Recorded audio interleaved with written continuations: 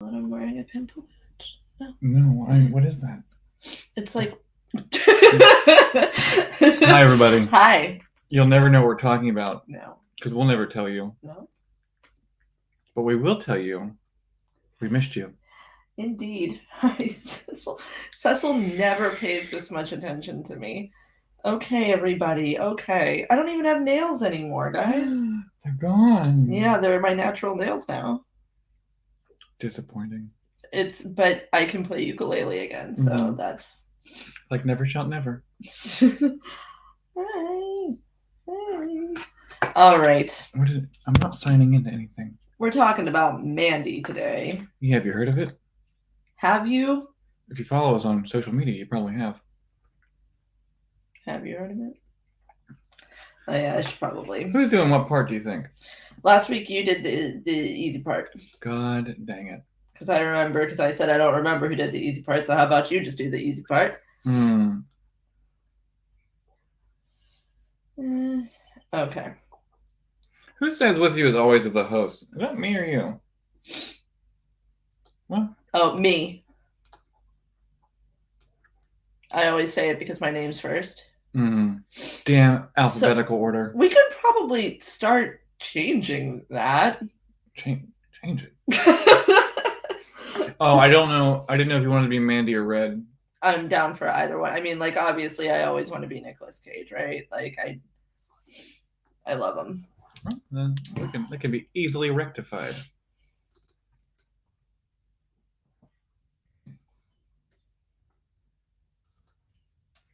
We can both be Red. What's up with that wasp? I guess we'll talk about it in a little bit. I mean, that was the only, I just thought, yeah, that would work. Okay. Must be a weird day or something, because nobody's here. Well, I don't think that people are used to us being here on Wednesday. So I'm going to take another sip of my Coke Zero. If the one person that is in here is not me... Why did you tell me you're at my door? Ew, what was... Oh, God, that Ring camera did me dirty. And someday, we'll show you. No, we will not. And now my Apple TV is telling me to play Sailor Moon. See, it knows what's going on. Is Kim Petras your background? No, it's Britney Spears. Oh, okay. Oh, Sailor Moon's okay. Okay, I see. Yes. Hi, Mindy. Willkommen. Are you ready for Mandy? I'm ready for Mandy. Well, she should be. She voted for it. Nobody wanted me to watch The Color Out of Space. What was it? Well, we were recording today. My favorite thing about your mother is she jumps back and forth between Facebook and YouTube. She does. She's a multitasker. Okay. Is this... I can't tell if it's... Shut up, us. She does. She's a multitasker. Okay, well, as soon as we're all shared and stuff, then we will get started. Thank you for joining us on... I see. Thank you for joining us on a Wednesday instead of a Thursday. I work tomorrow night. And I have to take the trash out on Thursdays. Which takes 15-20 seconds, but hey. It ruins your entire night. It does. I understand. It does. I have to go downstairs to clean the litter boxes. I have to get that bag of all the other litter box poop and to live it. It's downstairs. Have I told you that I'm working for the Midnight Rocky Horror on Saturday night? Do they have any rules and restrictions? So we actually give people bags so that we have control of what props they are using and not using. Yeah. Because the Oak said no more rice. I don't think that we allow rice. Thank God, because that would be awful. For you, maybe. That's when people go to see The Room, they throw spoons at the screen. And if you go behind the screen, there's just a collection of plastic spoons. Oh my God, we have subtitles. Ew. Because I'm new to this.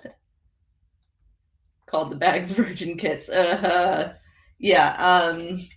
Somebody called the other day and they were like, can we bring our own props? And I was like, no, sir, you cannot. Okay. Well, I'm gonna bring my own rice. I'm gonna sneak it into my shoes. It might be sold out, but I mean, let me see. I wonder if Steve's ever seen it. Steve, have you ever seen Rocky Horror? He asked me the other day. He said, "Have you ever seen Don't Tell Mom the Babysitter's Dead?" I said, "Yes." Yes, child. I said, "There's not one movie you can name that I haven't seen." There might be. I've found a few that you didn't know. Yeah. I didn't know about Mandy till you told me about it whenever we did Possessor. It's true. Okay. I can't. Where is it? Oh, there it is. Huh.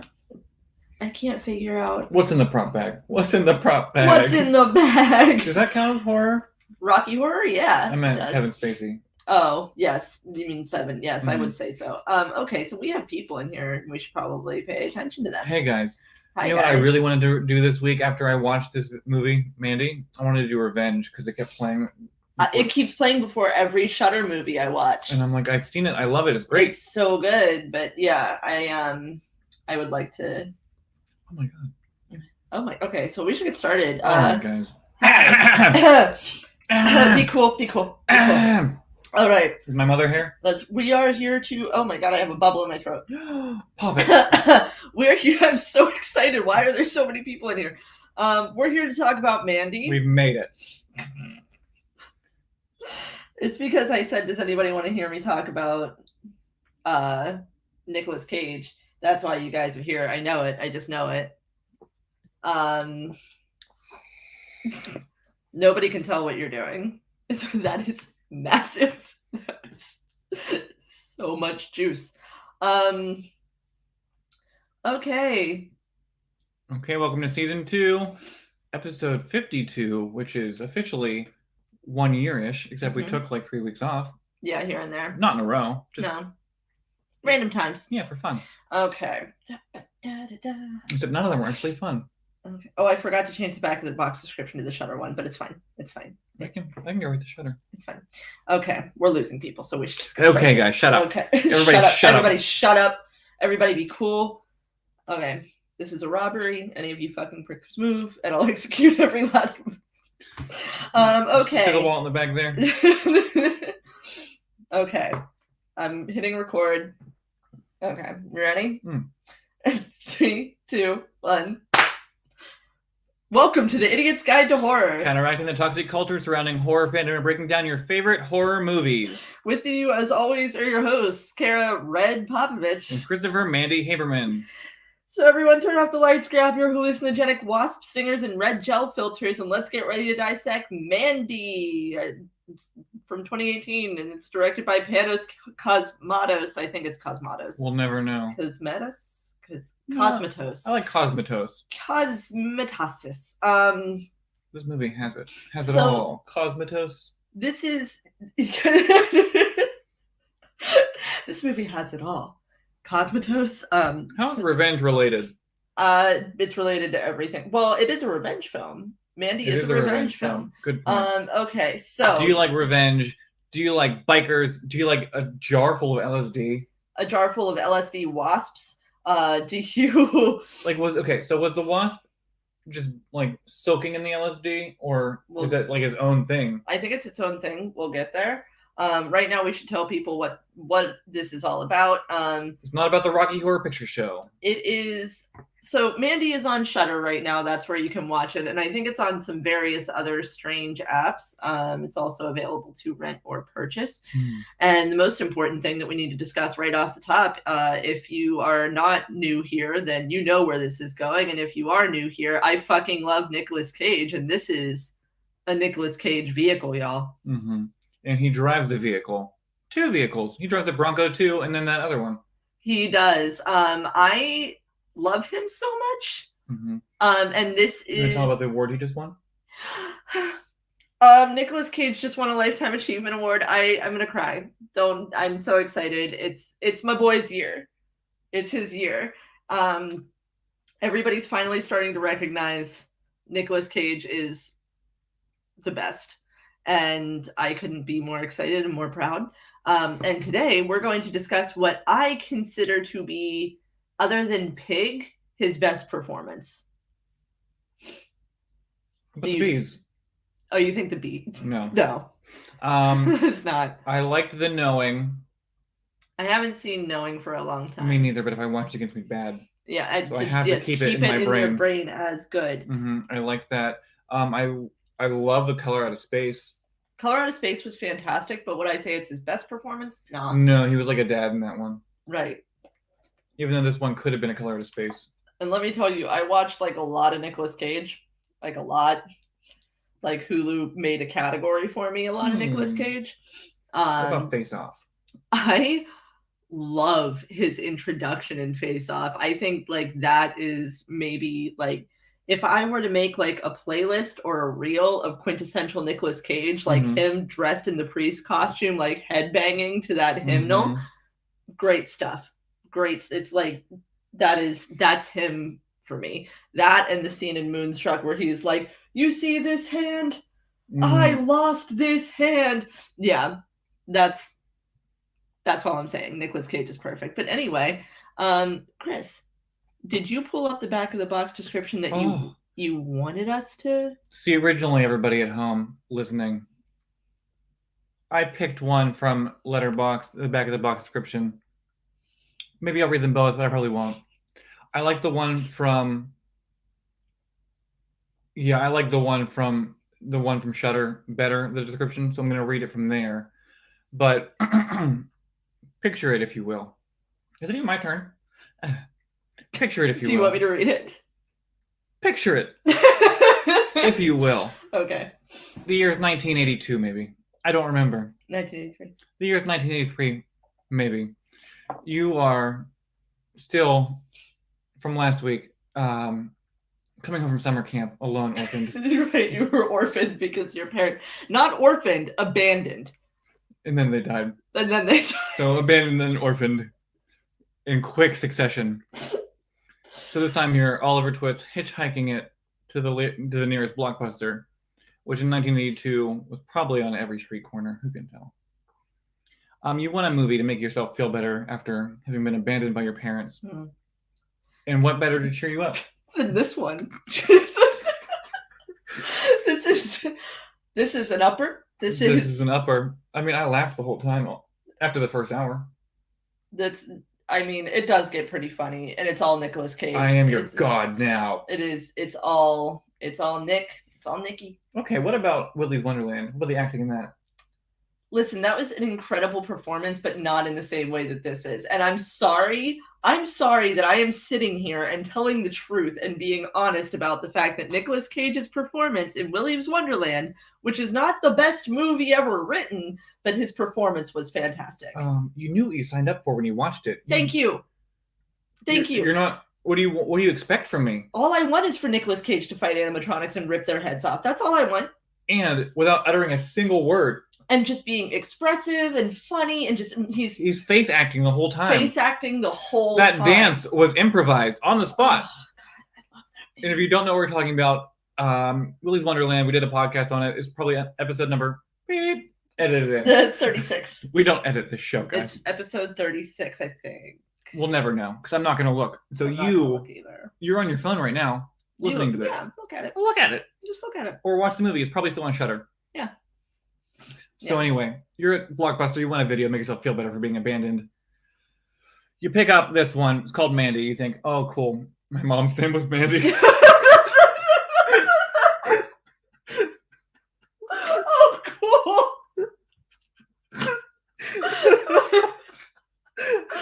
Oh, cool. My mom's name was Mandy. God rest her soul.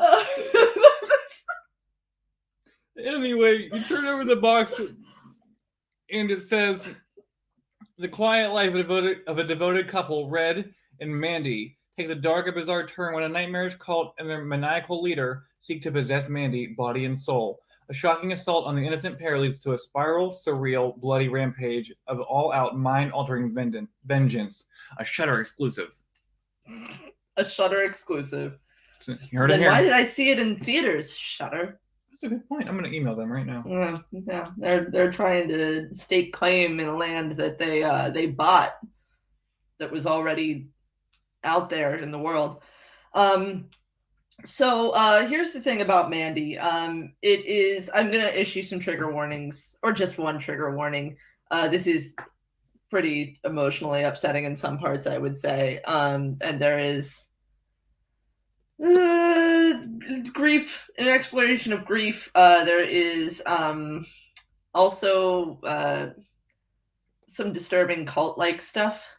Mm-hmm. So And there's the Midsommar Temple. yeah, there is, and there's also it's just really gory. So spoiler warning: we are going to talk about this movie in depth, up to and including the ending. My mom's name was Mandy. I'm gonna be mad at you for like the next year for that. Oh, cool. Oh, cool. My mom's name was Mandy. Her name isn't. Probably Anne. Your mom's name is Anne. That's correct. So, should we get into some movie facts? Oh, please, let's. Would you like? Would you like to do the? I gotta get out of here. I'm gonna go. I'm going home. I'm going home. Would you like to do the first movie fact? Movie fact A. Okay. The weapon forged by Red was inspired by a legendary metal band Celtic Frost logo. Yeah. I have a lot of things to say about this weapon, but I can't do it now. It's in the end. I'm gonna be 110% for real with you. I don't know who Celtic Frost is, and I didn't bother to look it up. Me neither. I am not. Steve, do you know? I'm not a metal person. I think that metal has cool aesthetics. Not gonna lie about that. I will rip your aesthetics directly from you and then use them to listen to Paris Hilton's Stars Are Blind. The theme of my senior prom, and I'm not kidding. I'm very jealous. We did Arabian Nights. I hate that. Yeah, me too. So the Cheddar Goblin commercial was directed by Casper Kelly, who directed the Adult Swim short Too Many Cooks. If you haven't seen Too Many Cooks, you should probably stop what you're doing unless you're watching the live stream, and then go stay right here, and then go watch Too Many Cooks, because it is something the fuck else, and I think it's one of the best things that's ever hit the internet. I can't believe they televised it. That and unedited footage of a bear. I don't know that one. Oh, we'll get into that later. Mm-hmm. But yeah, there's a very strange commercial that shows up at a very strange time in this movie. We watched the whole thing. Yeah, we do watch the whole thing. Okay, you want to go next? All right, so this one is fascinating to me. Fascinating. Nicolas Cage had an uncredited screaming coach named David Sellers. I love it. Mm-hmm. I love it. He doesn't. So that's what he does, though, right? Like that's what he's best at. He's that's good what he's at known screaming. For. He's known for screaming. Mm-hmm. He's known. Maybe he's not the best at it. Like maybe David Sellers is a better screamer. Mm-hmm. So what I want to know, I would like to hear audio of David Sellers screaming, so that I can like get the origin story of Nicolas Cage's. But I want him to like do that scene where he's sitting on the toilet screaming. I want that whole thing. Oh God, I love that scene so much. I love it so much. First, I messed up putting this in. When Panos Cosmatos first approached Nicolas Cage to be in the movie, Cosmatos wanted Nicolas Cage to play the role of the cult leader Jeremiah Sand, but Cage said he wanted to play Red instead. Panos told him that this is the story about old age versus youth, and he didn't think that he was right to play Red. No agreements were able to be made. Then a year later, through Elijah Wood, they met again to talk about the movie, and this time they explored in more detail the themes of love and the loss of love within the film, and they discussed those same themes within their personal lives, and by this time, everything just clicked, and then Panos felt that totally confident in casting Nicolas Cage as Red. And also, I didn't put this into the movie facts, but Nicolas Cage's marriage had just ended, and he said it was very surprising to him, and so he just channeled all of those feelings into this performance. That's a good one. Yeah. So there's that one. Okay. So Panos Cosmatos gave Nick Cage Friday the 13th, part 5, 6, 7 to watch. It's Roman numerals, guys. What do you want from me? In light of his character's last third of his arc, there was an homage to Jason Voorhees at the beginning of the chainsaw fight when he's trying to start the chainsaw. The other guy pulls out a bigger chainsaw. Cage is just looking at the guy, and his jaw's moving in a weird way, and it's Jason's rotting jaw he's evoking there. Yeah. I've never seen that one. Oh, well, I mean, like, the scenes are like, if you, I mean, I didn't have them on side by side, but I can see it now that I've learned this. So in an interview for Roger Ebert, Cosmatos said that when he was creating costumes and the aesthetic for this movie, that he is actively attempting to create pop culture artifacts.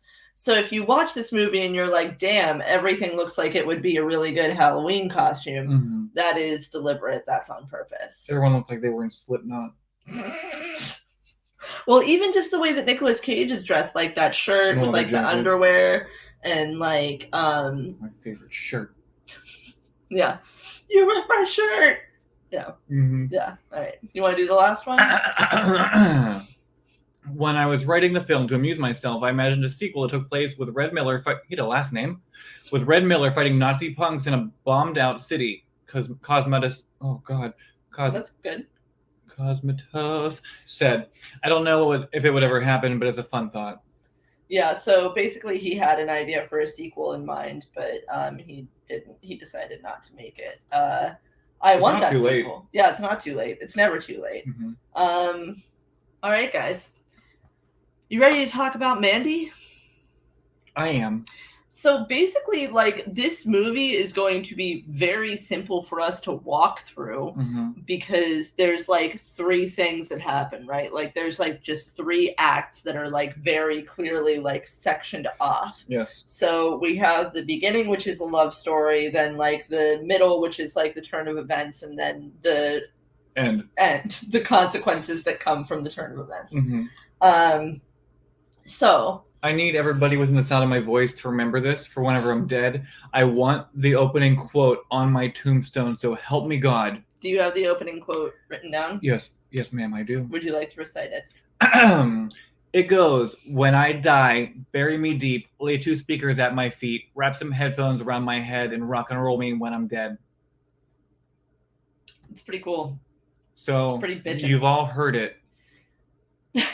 I will, as the executor of your estate, I will gladly make sure that this chisel in yourself. Yes, I will do it myself, and I will put the little things in my teeth and I will ting ting ting ting ting. I love that. Ting, ting. Thank you. Got it. You got it. This is how much I care.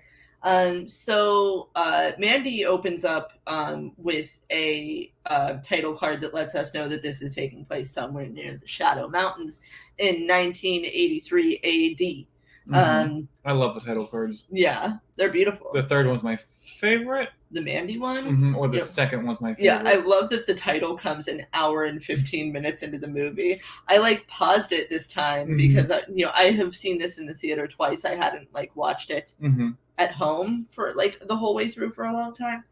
But I never noticed how long into the movie that it's finally like, by the way. And it's almost, you can't almost read it. Yeah, because it's the metal. It's metal as fuck. Yeah. So. But that's not for another hour, guys. Like, calm down. We're getting there. Yeah, we're getting there. So there is a knock knock joke. You're already upset about the knock knock joke. I don't know if I like it or not. Okay, so convince me I like it. Andrea Riseborough is Possessor. there. You've heard of her. From Possessor, from the remake of The Grudge that was not good. I didn't see it. From other things, but Andrea Riseborough is amazing. She's playing Mandy, who is a beautiful woman with very long, dark brown hair. It's definitely a wig, but I know that you are very sensitive about the wig thing right now because of censor. But Mandy's wearing a wig. You know what we should do? A remake. What? We should put Mandy and Martha, Marcy May Marlene.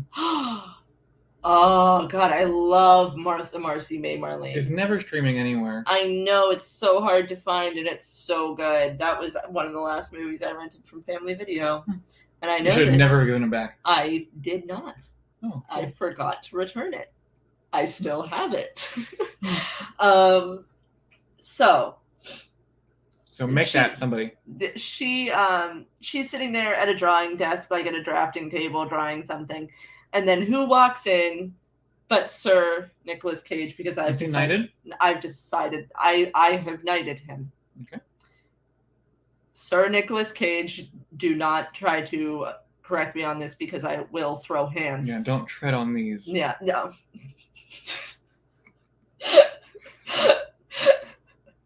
Oh no. He comes in and he says, knock knock. And she says, who's there? And he says, Eric Estrada. Eric Estrada, who? Eric Estrada from Chips. That's the whole joke, guys. That's the joke. Isn't it good? Are you guys laughing right now? I can't hear you, so like you're gonna have to confirm for me that you're laughing your butts off right now. Do you have a butt anymore? Is it gone? Did you laugh it away? So that's what happened to mine. You lost it laughing at the Eric Estrada from Chips knock knock joke. That's where it went. Yeah, well, we tried. Yeah. So she's really into like fantasy art and sci-fi and stuff like that. They are very much in love, and I like the way that they portray them as a couple because like we just see them like, you know, they're not doing like ridiculous shit, like it's not like montages of them like they're watching TV. They're watching TV and eating dinner at the same time, which is legitimately what being in a relationship is actually like. That's all you ever do. That's all you do. Like for the most part is just like every once in a while like one of you gets it up to go on a hike, but like for the most part you're like, oops. And then like Mandy's like, hey babe, you awake? And he's not, and then you're gonna be like, yeah. That's what dating. If you've never been in a relationship, that's all dating is. It's just asking if the other person's awake. So they can go downstairs and get your bottle of water. Or like, can I turn this off? Are you watching this or can I turn it off? Because are you sleeping through it? But anyway, that's the kind of relationship they're portraying here. We get a little more insight into like who they are as people throughout this sort of like first act where they're telling each other stories, and it seems like Mandy is somebody who has some trauma behind her. Her dad was horrible. Because her dad was a terrible animal murdering piece of shit. And Red is potentially a recovering alcoholic. I think so. It's never exactly specified, but it's like implied. Yeah, it's heavily implied. So they're just kind of like a damaged couple in recovery living in the middle of the woods. Like the rest of us. Yes. So Mandy also, she works at a gas station as a cashier. And on her way to work one day, she's walking to work and she unfortunately crosses paths with a cult. It's a van carrying the Children of the New Dawn, who are led by... I love that name. Yeah, it's really good. And you get a title card of that too. And I added it in, and then... Oh, you added it in red. Yeah, I did the colors that they were on the thing. Ooh. So the Children of the New Dawn's leader, Jeremiah Sand, makes eye contact with Mandy.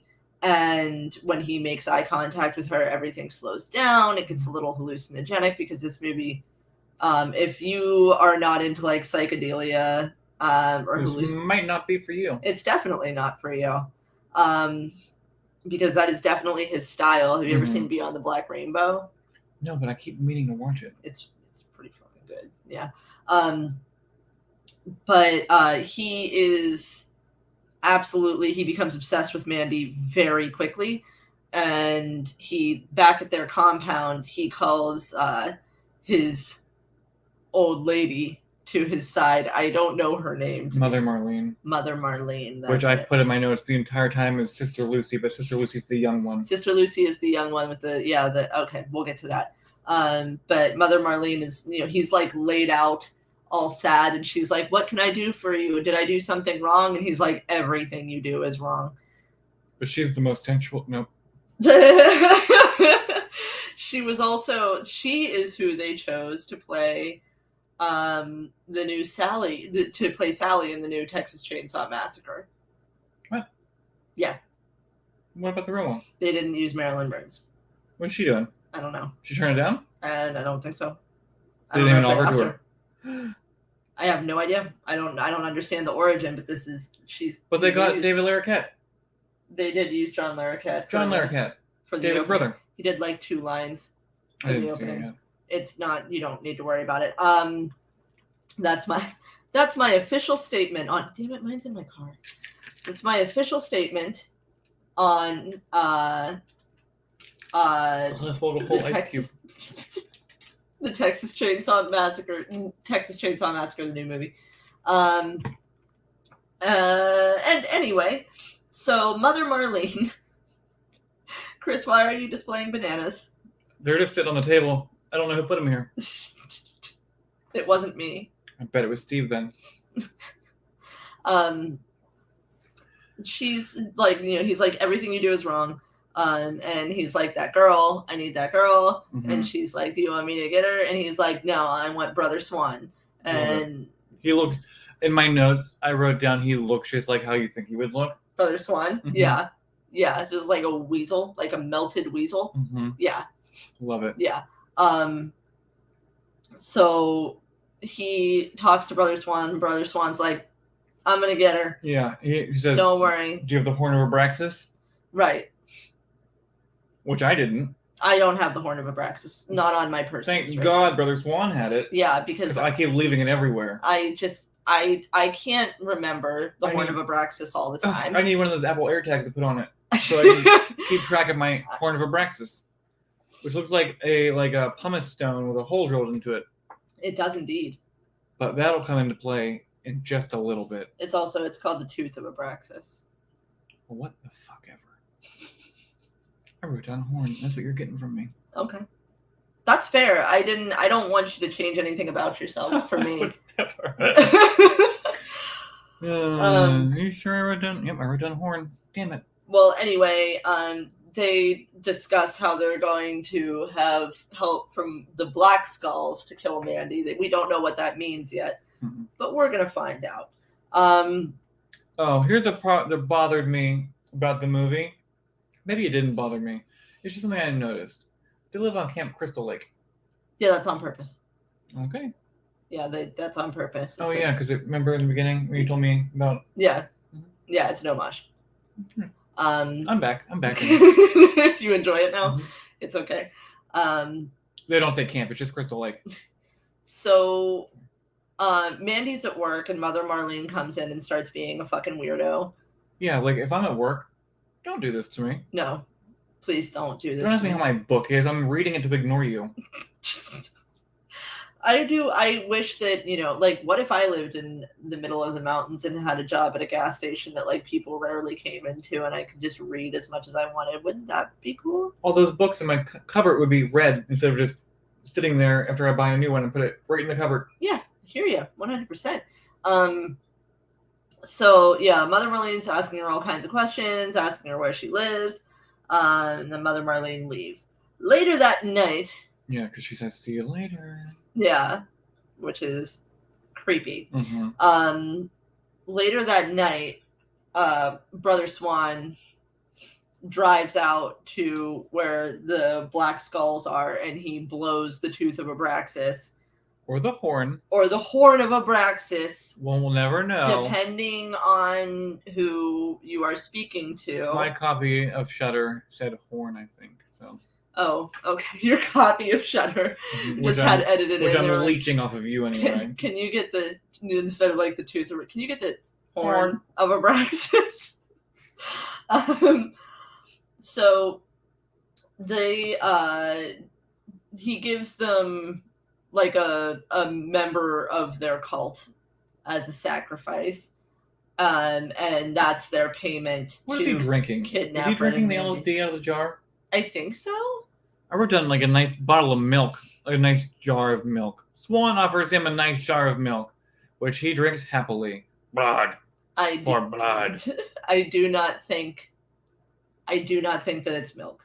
I do think that if it is milk, that it is drug milk. Yeah. Milk of the drug. They went out to the farm. Milked the drugs. Bottled it, into little mason jars. Just like little LSD udders. Anyway, the Black Skulls in a very terrifying and hallucinogenic strobe sequence, which also, I guess, trigger warning or flash warning. Yeah. If you have issues with flashing lights or strobe lights. There's a lot of them. Yeah. I just think that somebody who has like what are they called, photosensitive epileptic seizures, probably just shouldn't watch this movie. Or just do it with your eyes closed, and maybe Shudder has the subtitles where like the audio where it tells you what they're doing. Maybe. Because Netflix does that sometimes. So yeah, I mean, like there's like accessible stuff for those of you out there who have like vision impairment. And for me, when I'm watching a movie without looking at it while I'm working, I've never done the whole thing where you like. I did by accident when I went to see Paranormal Activity 3. They accidentally had it on in the theater and they didn't turn it off until halfway through it because everybody was too polite to get up and say something. So eventually somebody like got up and said something. And we all had to go to another theater to watch the one that was not for the vision impaired. But anyway, the Black Skulls show up at Mandy and Red's house and kidnap them. Or do they ever leave the house, or are they just kidnapping them in their own house?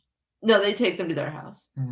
So they were in my head. I thought they were just like came into their house and chained them up. No, they're taken. They're taken to the compound. I think. Are they just in their house? Have I misread this entire time? I'm not sure.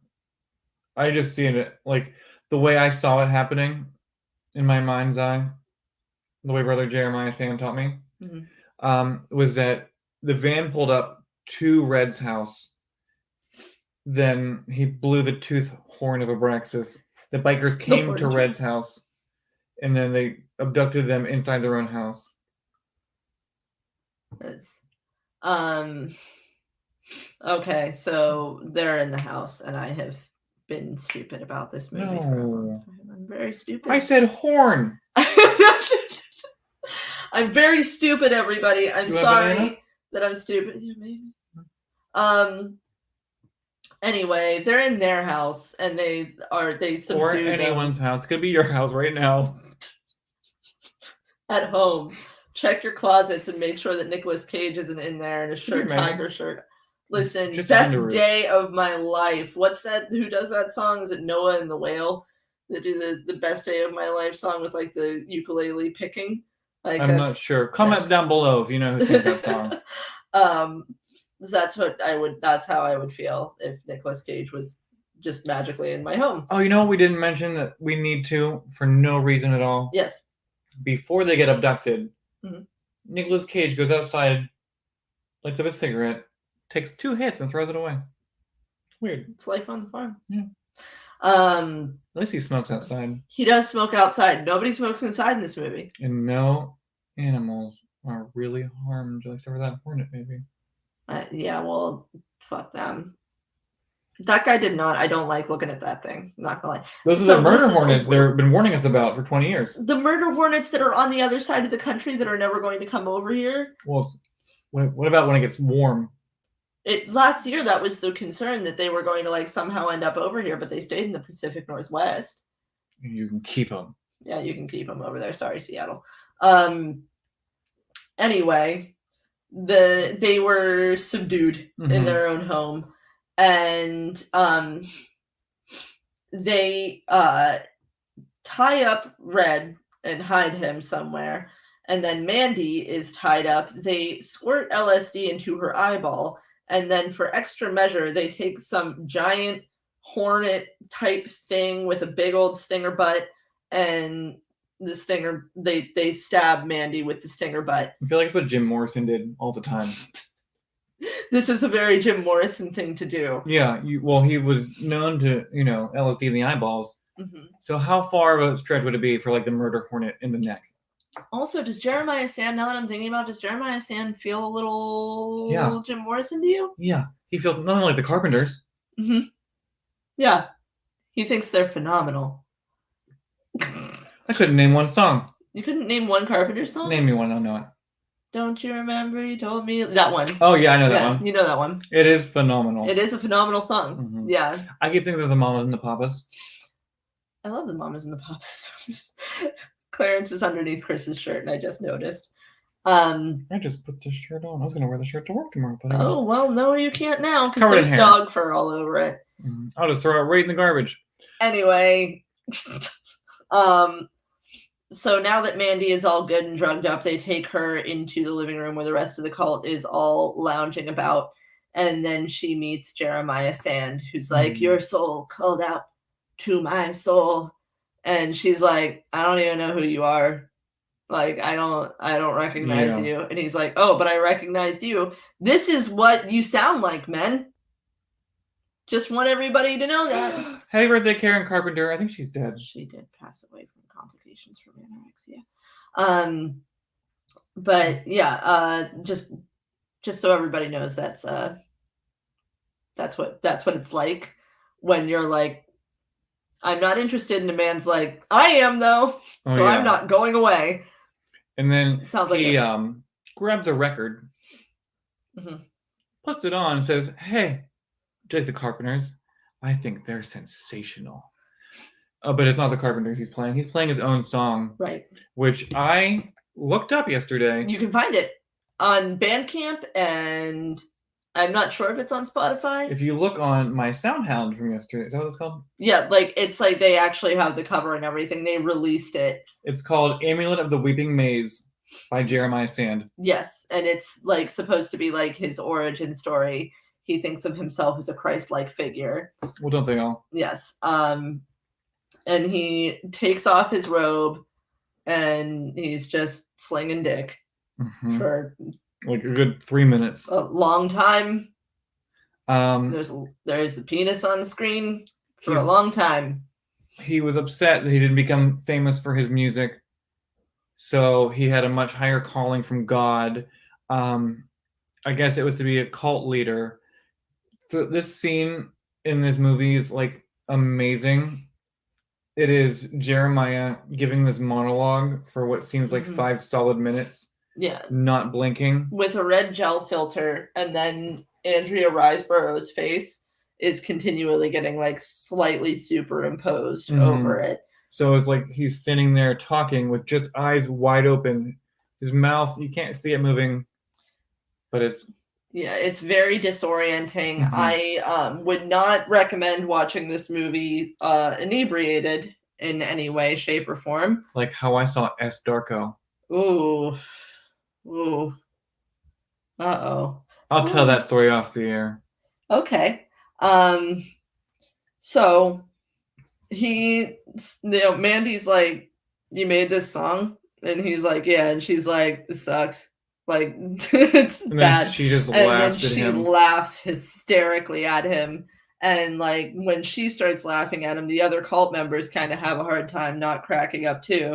And so he starts yelling a lot. And then he is, because of all the laughing, he decides, like, he goes and he looks in the mirror and he's like, "What do I do? Like, I have a higher calling. I guess I gotta kill her." And so he goes out into the yard and to the swing set where Red is tied up and gagged with barbed wire and stabs him. Oh, yeah, with a blade made from the abyssal realm. Yeah. Whatever that fucking means. No idea. Swan's weird. He's a weird dude. I feel like we all know somebody like him. We all have a swan in our lives. Do you know in England the Queen owns all the swans? Every swan? Every swan is the Queen's property, and to kill one is treason. Okay. Google it. Everybody at home, Google it right now. Well, I don't want to kill a swan anyway, so... Oh, I'm going after all of them, baby. For this one first. Please don't.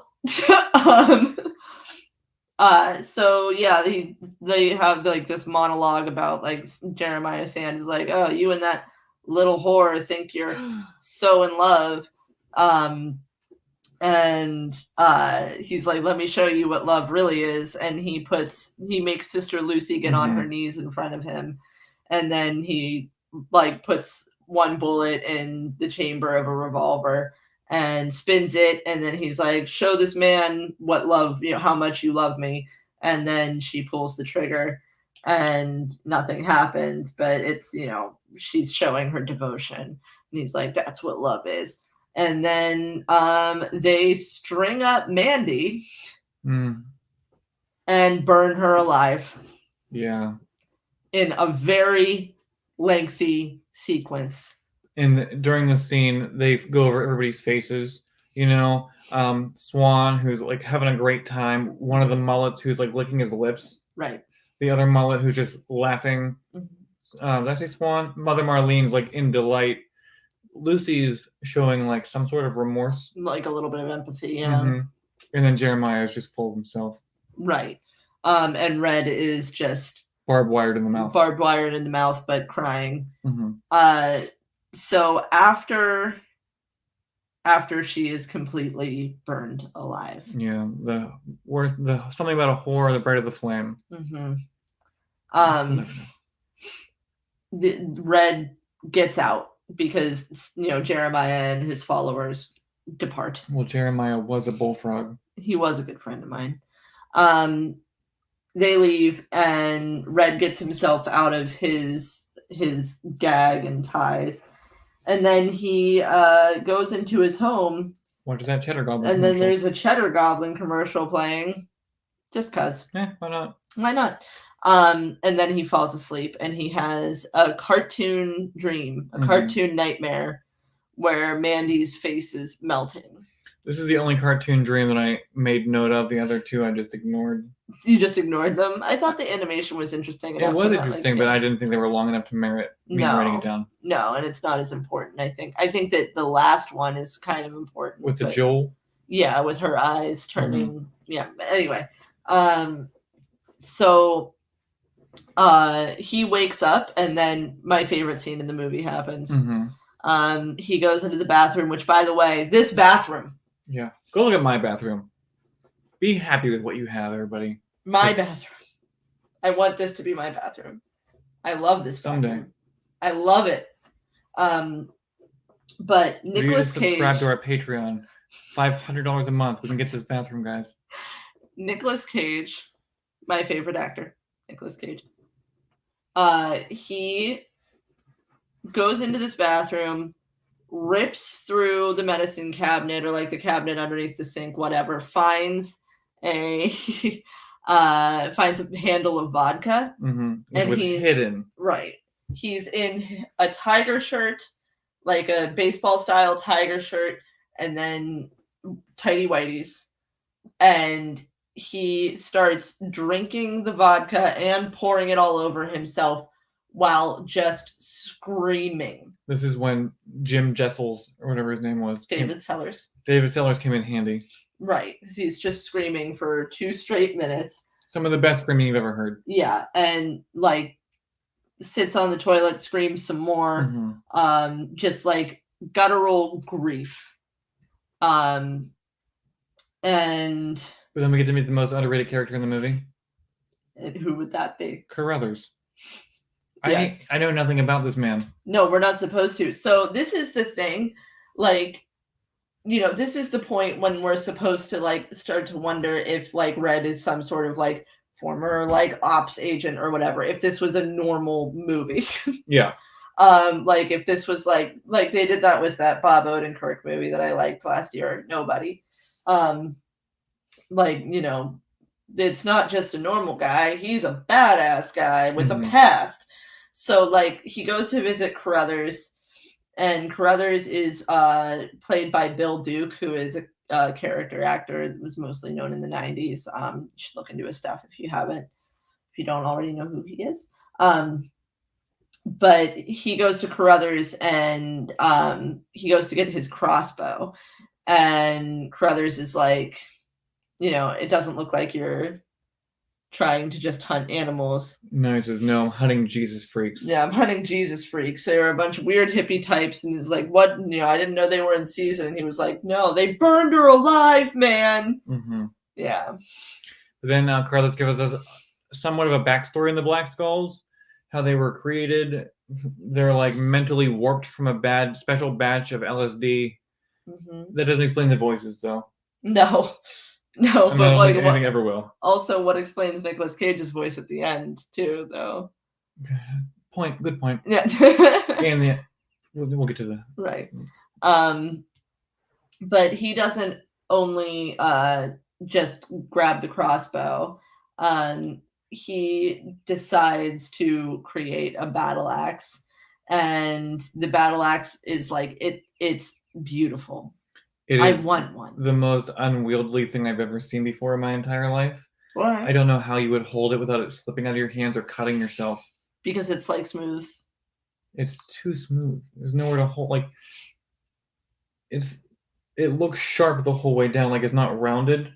It looks flat, and we can see that later whenever it's in use. But like, there's nowhere to hold on to it. Like with my sweaty ass hands, that thing would be gone. Gone. Well, we're not Nicolas Cage, Chris. Yeah, probably. He didn't wear gloves. Like if he would have worn gloves, I could have seen it. Like a nice leather glove, like a faux leather glove. But he didn't. He just like raw dogging this axe, and it looks like he would cut himself.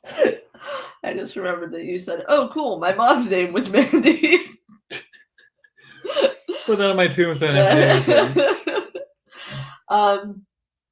So he title card. He goes and and then that's when the title card happens, after he like lifts up the axe for the first time and we see it for the first time, and then it's like Mandy, and it's like, oh shit, yeah, that's right, I'm watching a movie called Mandy, and I've been watching a movie called Mandy for an hour and 15 minutes. In case you forgot, because she did just pass away. She did just pass away. Or brutally murdered. Brutally murdered. Passed away. That sounds more friendly. That's what you tell people when you're trying to be gentle. Like if you were to run into somebody at the pharmacy and they were like, "Oh, how's Mandy?" Then you would be like, "She was just brutally murdered." Yeah. Oh, she passed away, because that's less like uncomfortable like, to look at somebody. How? I'm like, cult members broke in, drugged her, then burned her alive. Right. Right. And they stabbed me. So that's my day. Thanks for asking. So he goes and he sort of hunts down the bikers and immediately takes one of them out with the crossbow. And gets captured, but I don't remember how, because I wouldn't go back.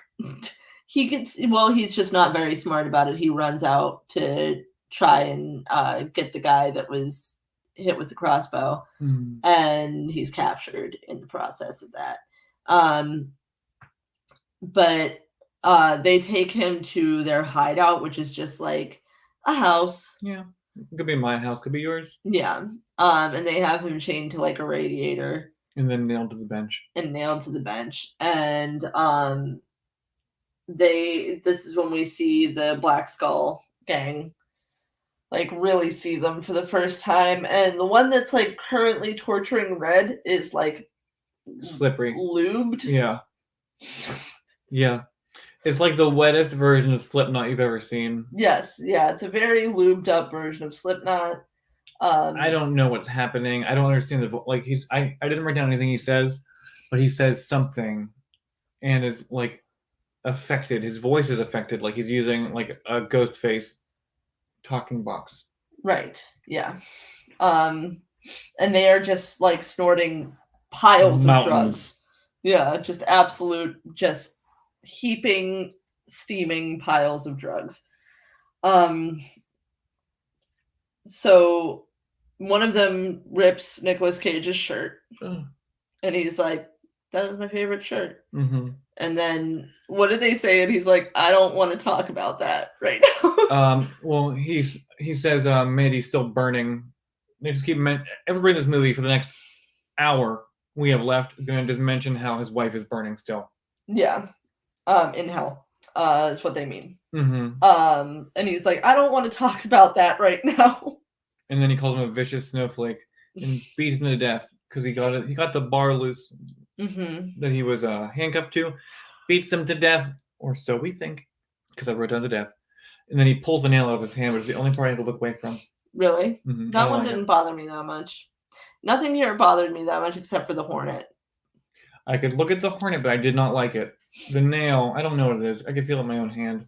Yeah, I can imagine. Well, you have a tattoo on your hand, so you might know how that like would potentially This feel was the like. least painful part of this whole tattoo. Really? Mm-hmm. Most painful right here on the wrist. On the bone? I believe that. I just assumed that because hands are bony. Yeah, especially mine. I have like Jack Skellington hands.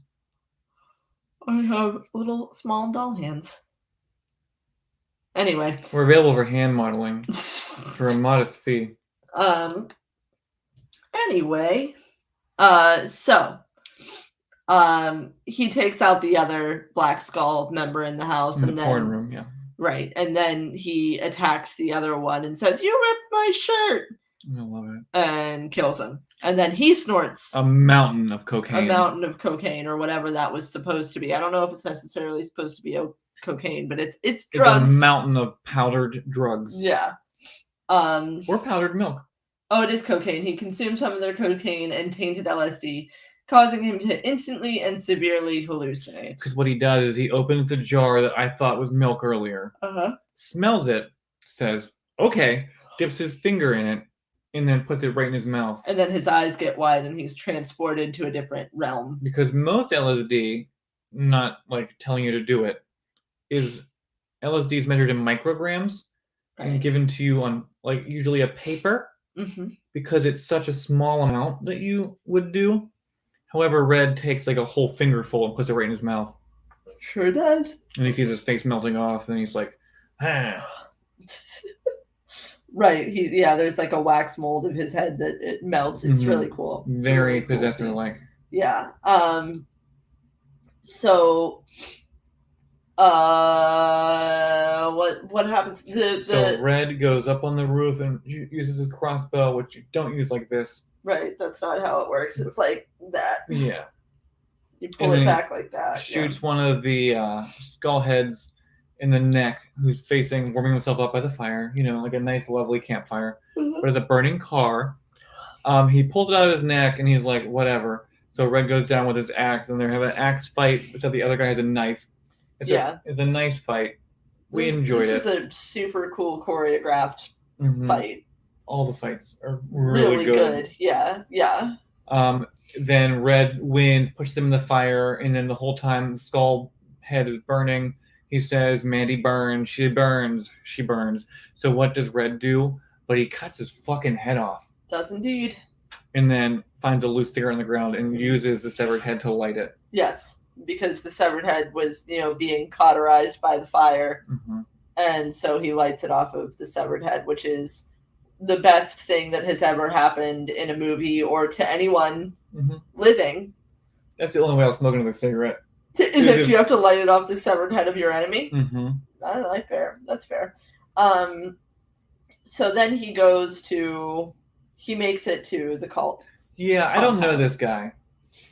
Which guy? The tiger guy. Was he ever always there? No, he makes the drugs, I think. Because he's like wearing like a heavy rubber apron and like it looks like it's like a kitchen, like a cooking situation. But it's kind of outside. It's kind of a tiger. Right. Her name's kind of Lizzie. So, Red doesn't speak this whole scene. Just the guy has like a two-way conversation with only half of the ingredients. I don't know what I'm talking about. The guy talks. Red doesn't talk. The guy's reacting to Red like he is talking. Let's loose the tiger. Says bye, Lizzie, and then says, "Oh, they're up north." Right. So we're heading up north. The first thing we do, we have another scene, another dream sequence here of dead poor Mandy, but I don't remember what it was because I didn't write it down. He wakes up, finds the cult house, apparently goes down to the road, lays down a spike strip, and then traps the cult van. In it, we have Swan, we have Lucy. He pulls Swan out, clocks him, and then Swan has the audacity to tell Red how brightly Mandy burned. So what does Red do?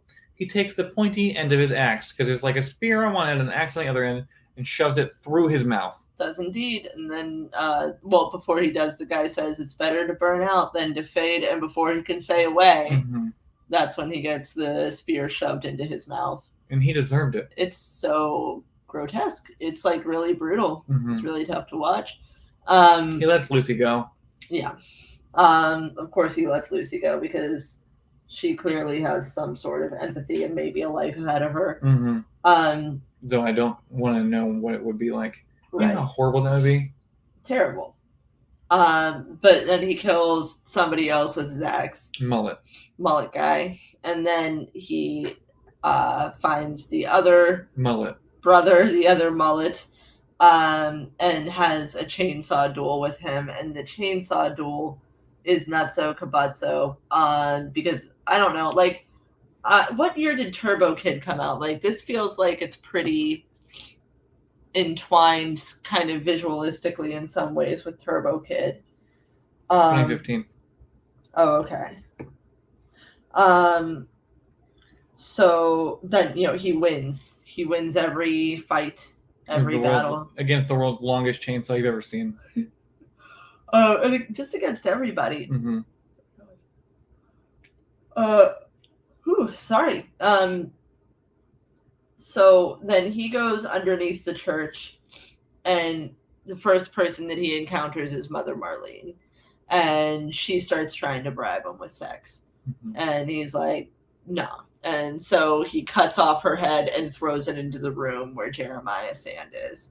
Oh, yeah. This is a good scene, too. Yeah.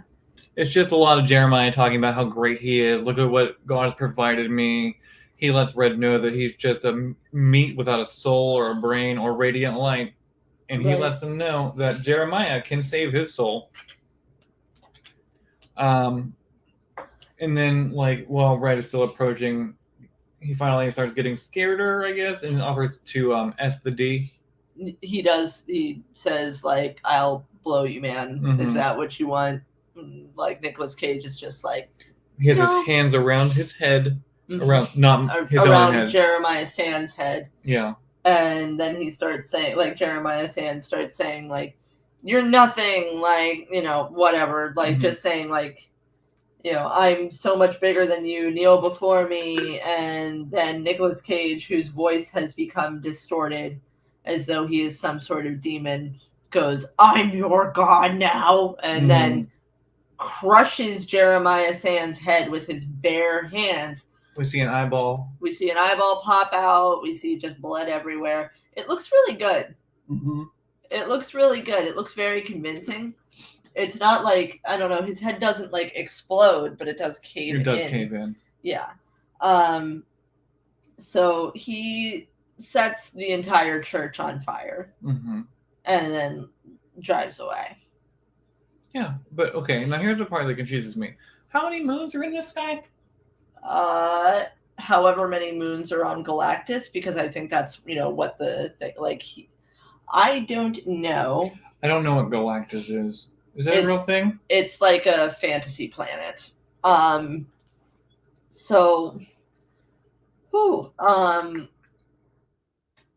Anyway, he gets in his car and he starts driving, and he has visions of the first night that he met Mandy, and then he imagines that she's in the car watching him, and then they drive off into the landscape, which looks like a fantastical planet. Mm-hmm.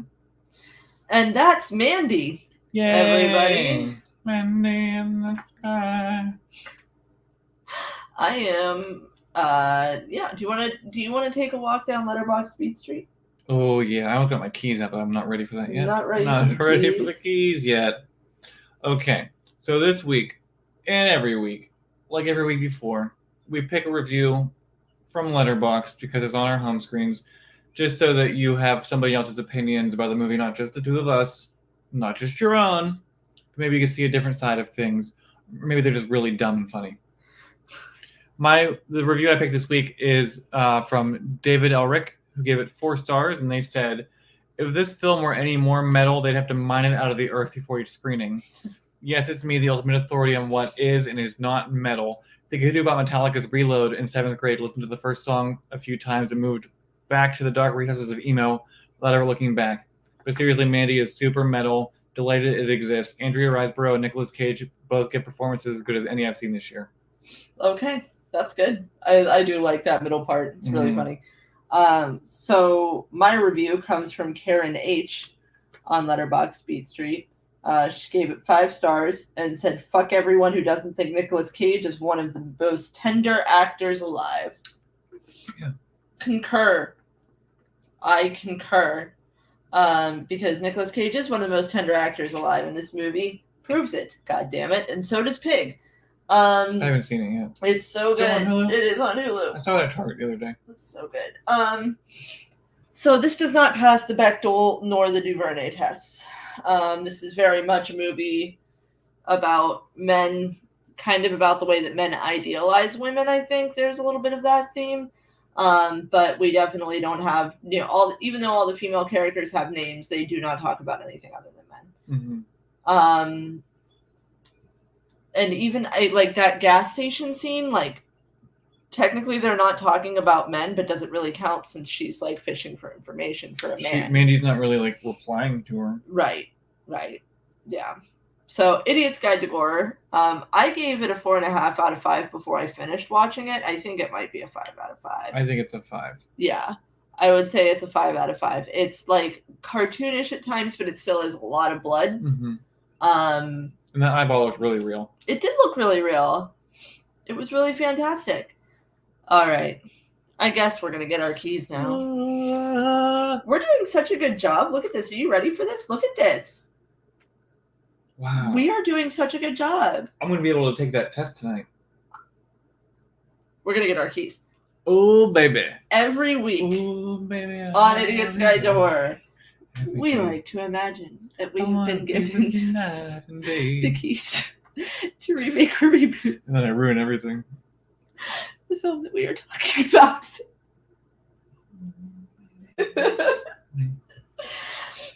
Every week we like to imagine that we have been given the keys to remake or reboot the film that we are talking about. And then we decide what we would keep and what we would throw out the minute that we got the chance. Can I go first since I'm just... Yes, please. I'm going to try to be very concise. It's very difficult for me. Obvious for me, like, what's flawless, number one is Nicolas Cage. Mm-hmm. This is, I think, the movie that made me really, truly, like, love him. Mm-hmm. I was blown away by his performance in this. This feels like this is the movie that he was born to star in. He is perfect for this role, and he eats it up.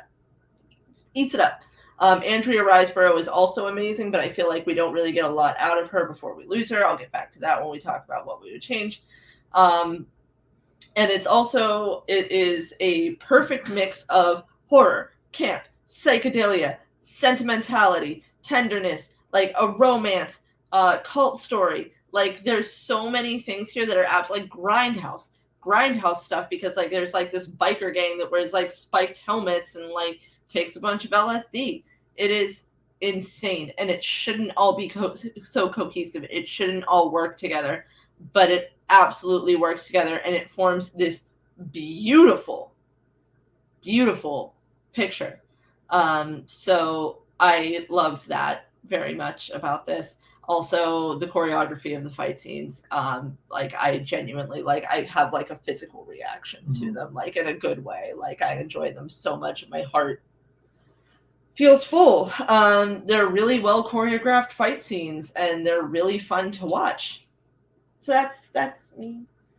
My favorite thing about this movie might be the chainsaw scene. It is so funny. It's funny. Like, when Nicolas Cage trying to start this chainsaw and nothing's happening, but he's already halfway up to Mullet, and then Mullet just laughs and he's like, okay. And he pulls out this chainsaw that's at least 6 feet long. Yeah. And then they have the most ridiculous chainsaw fight I've ever seen in my entire life. It's great. Like, yeah. Ash would have loved it. Yeah, absolutely. Absolutely. I also have down here that all of the acting was amazing. Like, there's not a weak performance in this movie. Everyone was really good, and the entire thing was beautiful to look at if you like the color red. If not, then this might not be the movie for you, because the entire movie is red. Yeah, if you're like one of those people who has a very like base psychological reaction to the color red, and it like makes you angry or aggressive, you might be a bitch after you watch this movie. If you're only wearing half of your 3D glasses, the one with the red lens in, you're not gonna have a good time. You won't see anything. You're going to be a raging fucking asshole for days. Days. I agree that the movie is also very beautiful. It is like aesthetically very pleasing, even when it's being really gory. Also, the gore is fantastic, very well done. Somehow, like, it's cartoonish and camp and over the top, but it is also like elegant and like sophisticated. Also, have I mentioned Nicolas Cage?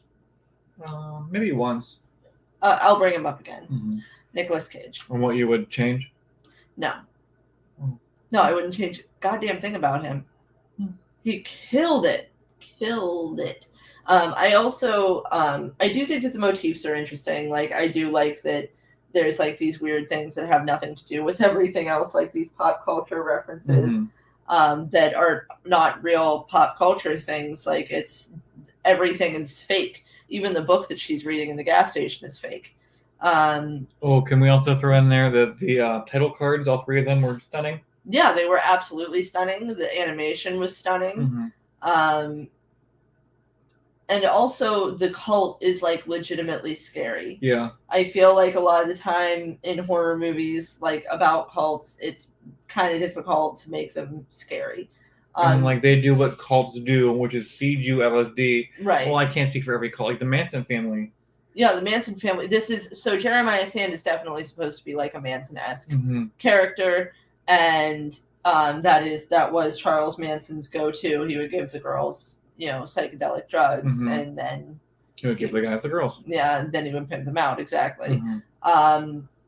Which in this he doesn't like pimp them out, but like his whole thing is like that he's a Christ-like figure, and in order for him to maintain that image, the people around him need to be drugged up all the time, which is scary. It's really scary because of that sort of like entitlement. I think that, maybe not in this like sort of fantastical way, but I think that entitlement is very real. It's like Jeremiah's entitlement to Mandy just because he was like instantly attracted to her. Well, that's not her problem. Not her problem at all. That's not her problem, fellas.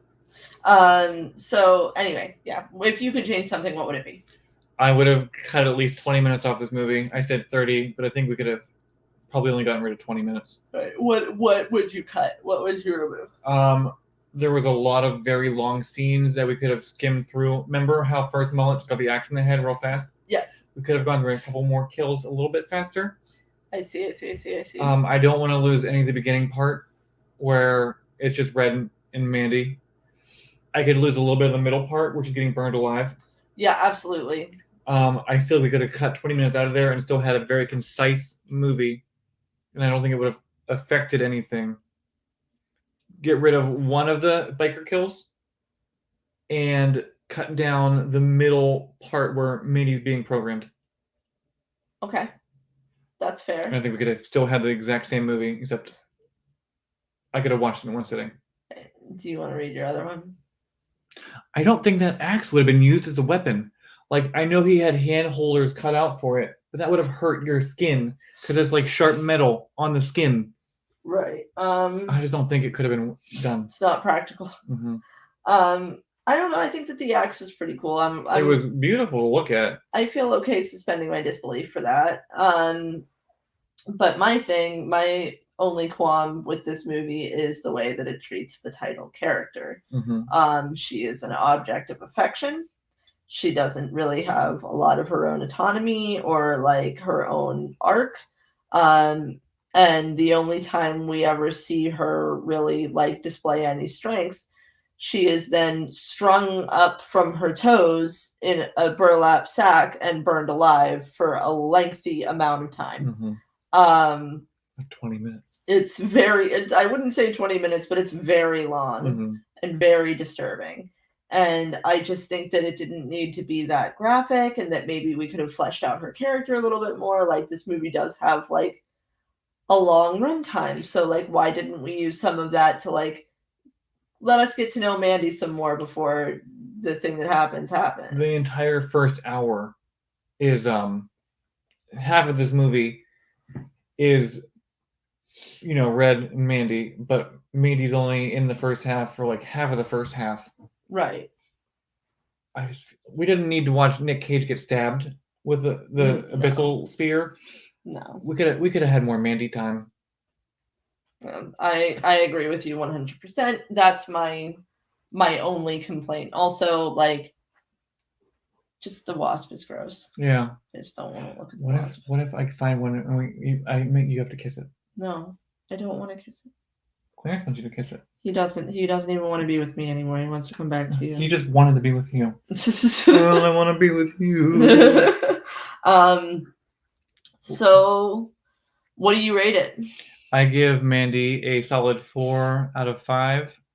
Yeah, and if you like this, I would also check out the sequel, A Color Out of Space. The Color Out of Space is not actually a sequel, but it looks very similar aesthetically. Mm-hmm. Well, not the entire way through, but No. like in the moments that it's dealing with its own sort of psychedelia, it's kind of similar visually, maybe a little bit more pink. Pinks and purples. A little bit more pink and purple than red. But I give Mandy a 4.5 out of 5. Mm-hmm. I was shocked phenomenal. That our Letterboxd friends didn't like it. But there's like, if you look at all the other reviews on Letterboxd, everybody's all about it. Mm-hmm. But I think that this is like, it's definitely not going to be everybody's cup of tea. You know what I'm saying? I'm picking up what I'm putting down. It's not going to be for everybody. But if you liked this movie, then you'll love this movie. I agree. Well, I guess that's it for Mandy Talk. And now we're going to do our recommendations for Idiot's Guide to Non-Horror, which is every week we pick something that we're enjoying that is not horror related, and then we talk about it. So, Chris, what is your non-horror recommendation? All right, even though I've gotten made fun of mercilessly all week for this at work, my non-horror recommendation is Love Sucks by Avril Lavigne, the album that came out a week ago today, if you're listening to it the day this podcast comes out. No, it's not on vinyl. I've checked 100 times today. But it is the most pop punk album I've ever heard in my entire life. Mm-hmm. Opening song, Cannonball, is just like, so, like, if you have 33 minutes, just listen to the whole thing. It's like, I can't find one song I want to skip on it, and I've been listening to it nonstop since it came out. I will have to check it out. I was really obsessed with Avril Lavigne as a teen. I had an entire wall in my room that was dedicated just to photos. Did you get made fun of? Oh yeah. Because I'm still getting made fun of when I'm 30. Oh yeah, I saw 29. her. I saw her live when I was 12, and I wore the Janko jeans and the tie and everything, and it was the best day ever. That's also the day that I met Simple Plan. She married Simple Plan. She married Simple Plan. She married Derek from Simple Plan, and then she divorced him and married Nickelback. No, she married Derek from Sum 41. Yeah, I thought that maybe you meant that she has since gotten married to... Oh no, now she's dating Questlove or whatever his name is.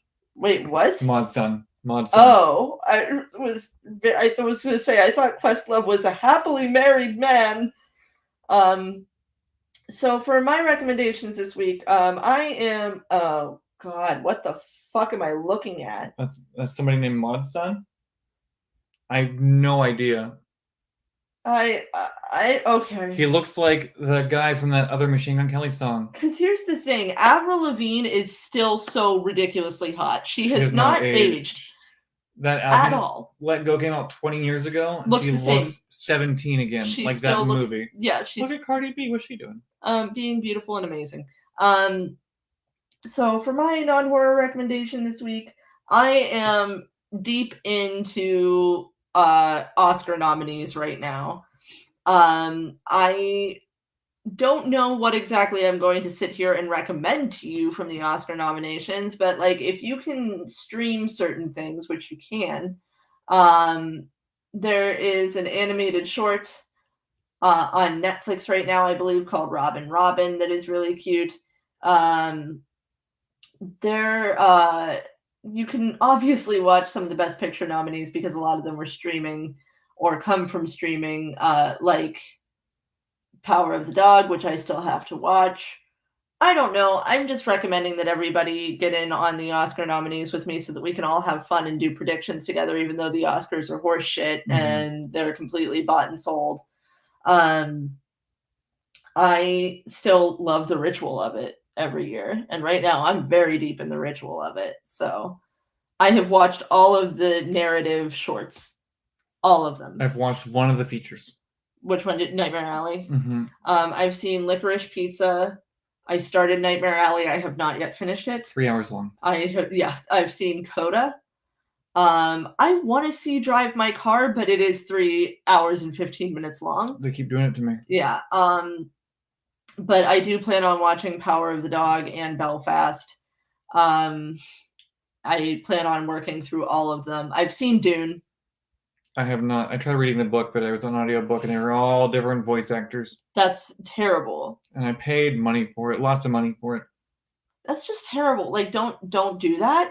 I need one reader who announces the names of the people he's reading, not 15. Like, they have a cast of actors, right? And they're all just reading, but not announcing who they are. Mm-hmm. And I don't know. I've never read the book before, so I have to go and physically read it.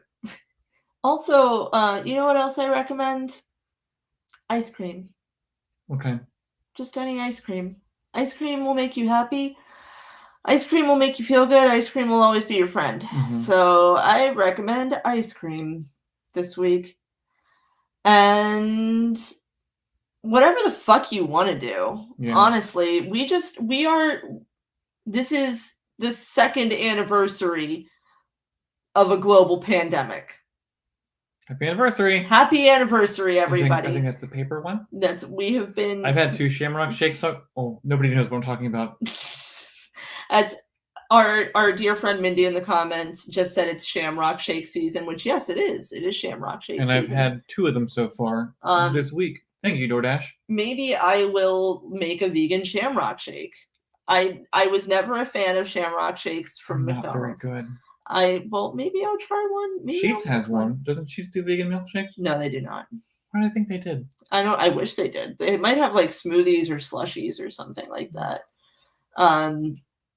But there are very few places that do vegan milkshakes. There's like no chain restaurants that do vegan milkshakes. That's not a thing. Not even Burgatory?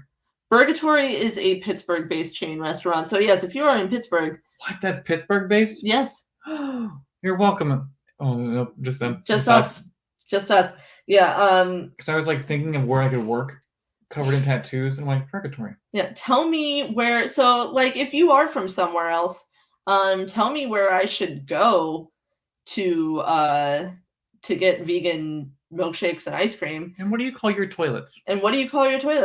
So also, I think, I'm not sure yet, but at the end of the month, I might be making a quick trip up to New York City because David Byrne's American Utopia is closing and I want to see it on Broadway before it closes. So I also recommend, if you have not watched it on HBO Max, I am forever fascinated and obsessed with David Byrne almost as much as I am with Nicolas Cage. And watch Sailor Moon. It's on Hulu. Sailor Moon is the best. Even though out of the 200 episodes, 100 of those episodes are filler.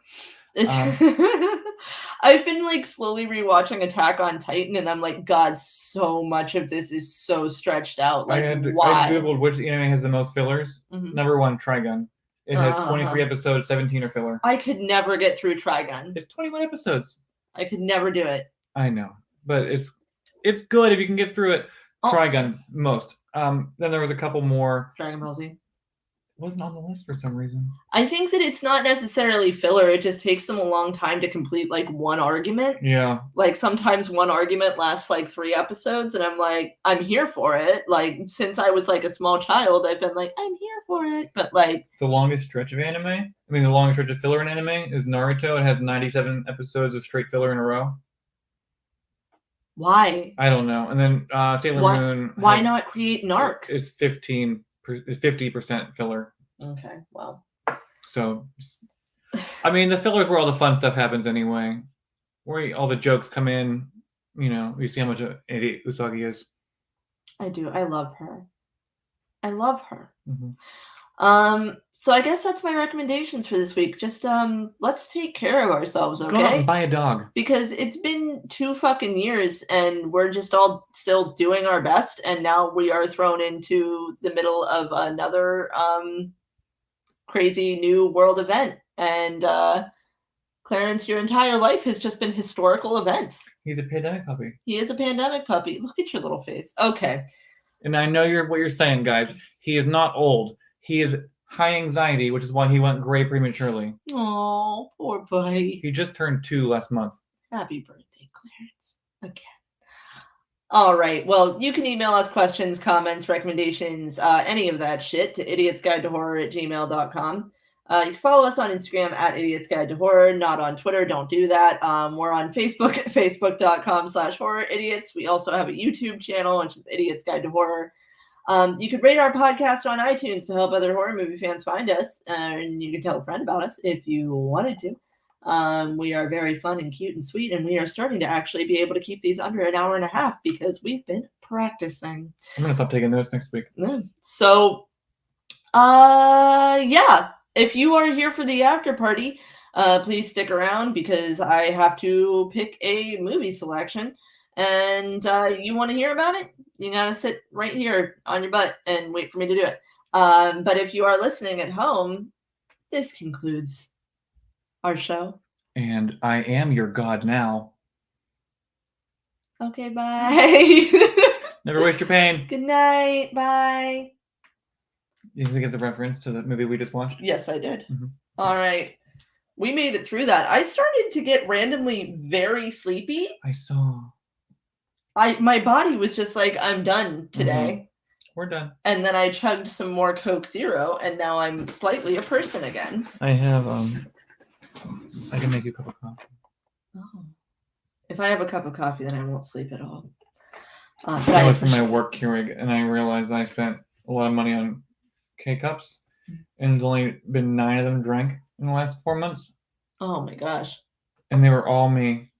So I'm like, I'm taking them home. Yeah, take them home. Fuck that. I'm trying to be friendly. Yeah.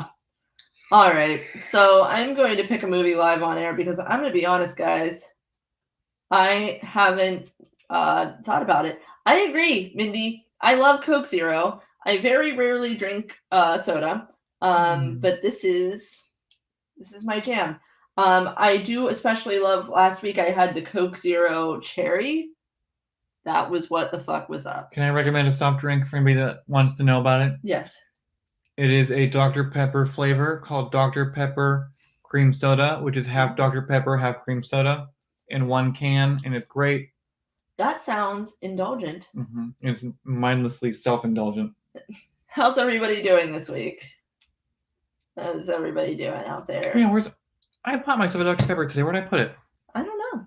I bet it's my book bag from work still. Maybe it is. Play with your brother. He whined. Oh, look what the fuck is back on Netflix, Chris. It's The Lost Boys. I doubt it. You know, Steve came over when he moved all this stuff in. He said, "Oh, I'm bringing The Lost Boys." I'm like, "Cool, I have it on DVD, Blu-ray, and I own it digitally. So just throw it with the pile." I'm like, why do you own it so many times? I was like, I didn't feel like walking downstairs to get it.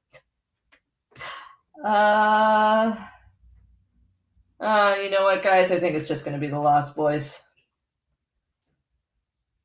I appreciate that, but mostly because I don't have to watch it again. Because you've watched it a few times? And I already have notes for it. That's fair. The Lost Boys, or, oh god, you know, maybe we should save Interview with the Vampire for June because it's so gay. Good point. Yeah, and so is The Lost Boys, actually. But if What's we that save it, doing there?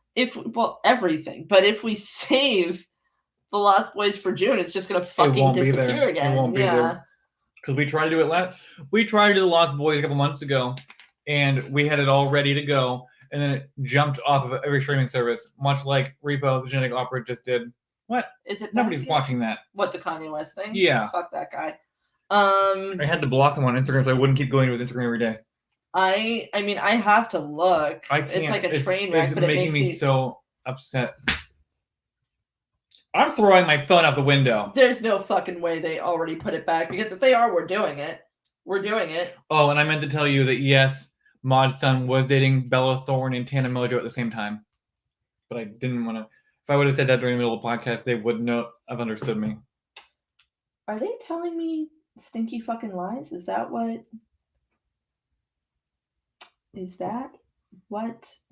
Google's doing? We're trying to decide whether or not. Nope, it's on fucking Tubi. Look at it just going.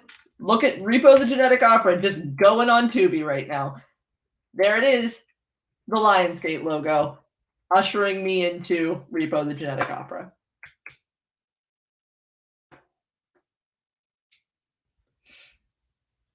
Lost Boys was the first horror movie I ever saw, Mindy. I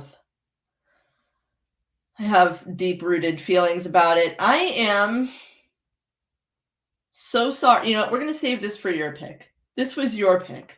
I'm not going to steal your pick. You can, if you want to, you can. I kind of want to.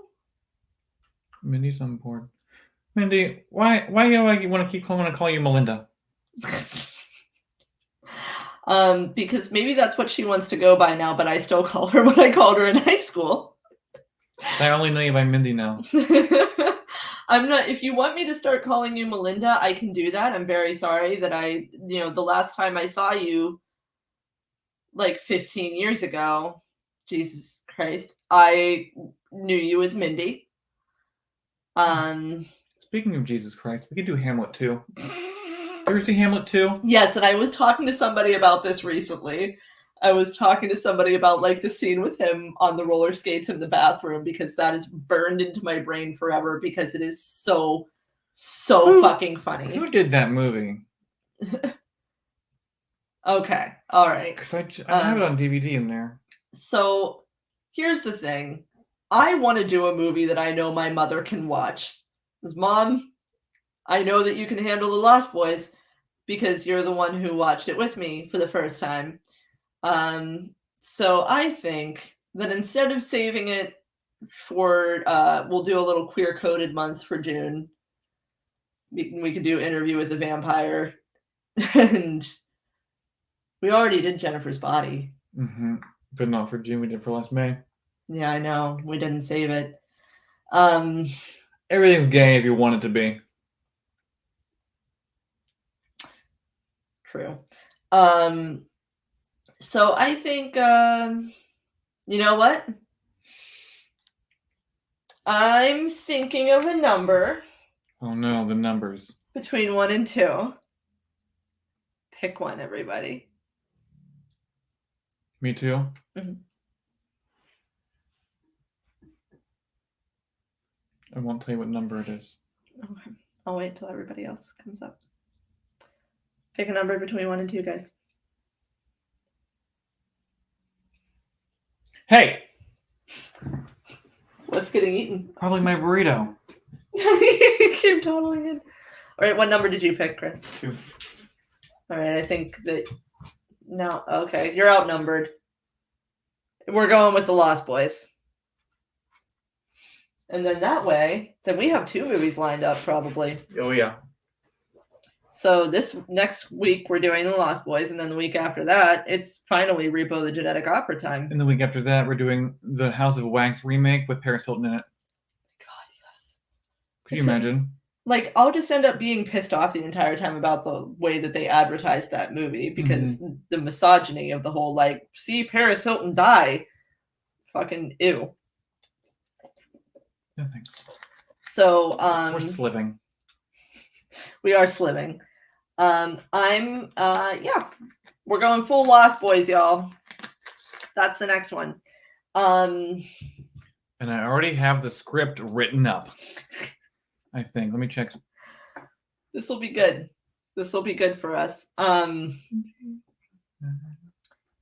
mom can be in the comments telling embarrassing stories about my crush on Corey Feldman phase. And I watched Assassination Nation a while ago. It's blank.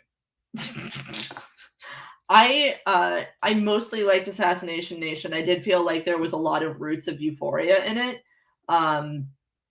But I will say that the last line annoyed me very badly. Otherwise, I thought it was really good, and I think that Joel McHale plays a really good villain, and I did not realize that until I saw that movie. So, Michael was so hot. you're talking about The Lost Boys? Yeah, You got- look, my notes just say Jason Patrick is so hot. I have a pimple on my nose too. Ugh. Yeah. Yeah, the last line. Yeah, okay. You also had trouble with the last line. I couldn't I thought it was okay, but when that last line happened, I thought that he was gonna say it, and I was like, please don't fucking say it. And then when he said it, I was like, I really shouldn't throw my TV out the window right now, but I want to.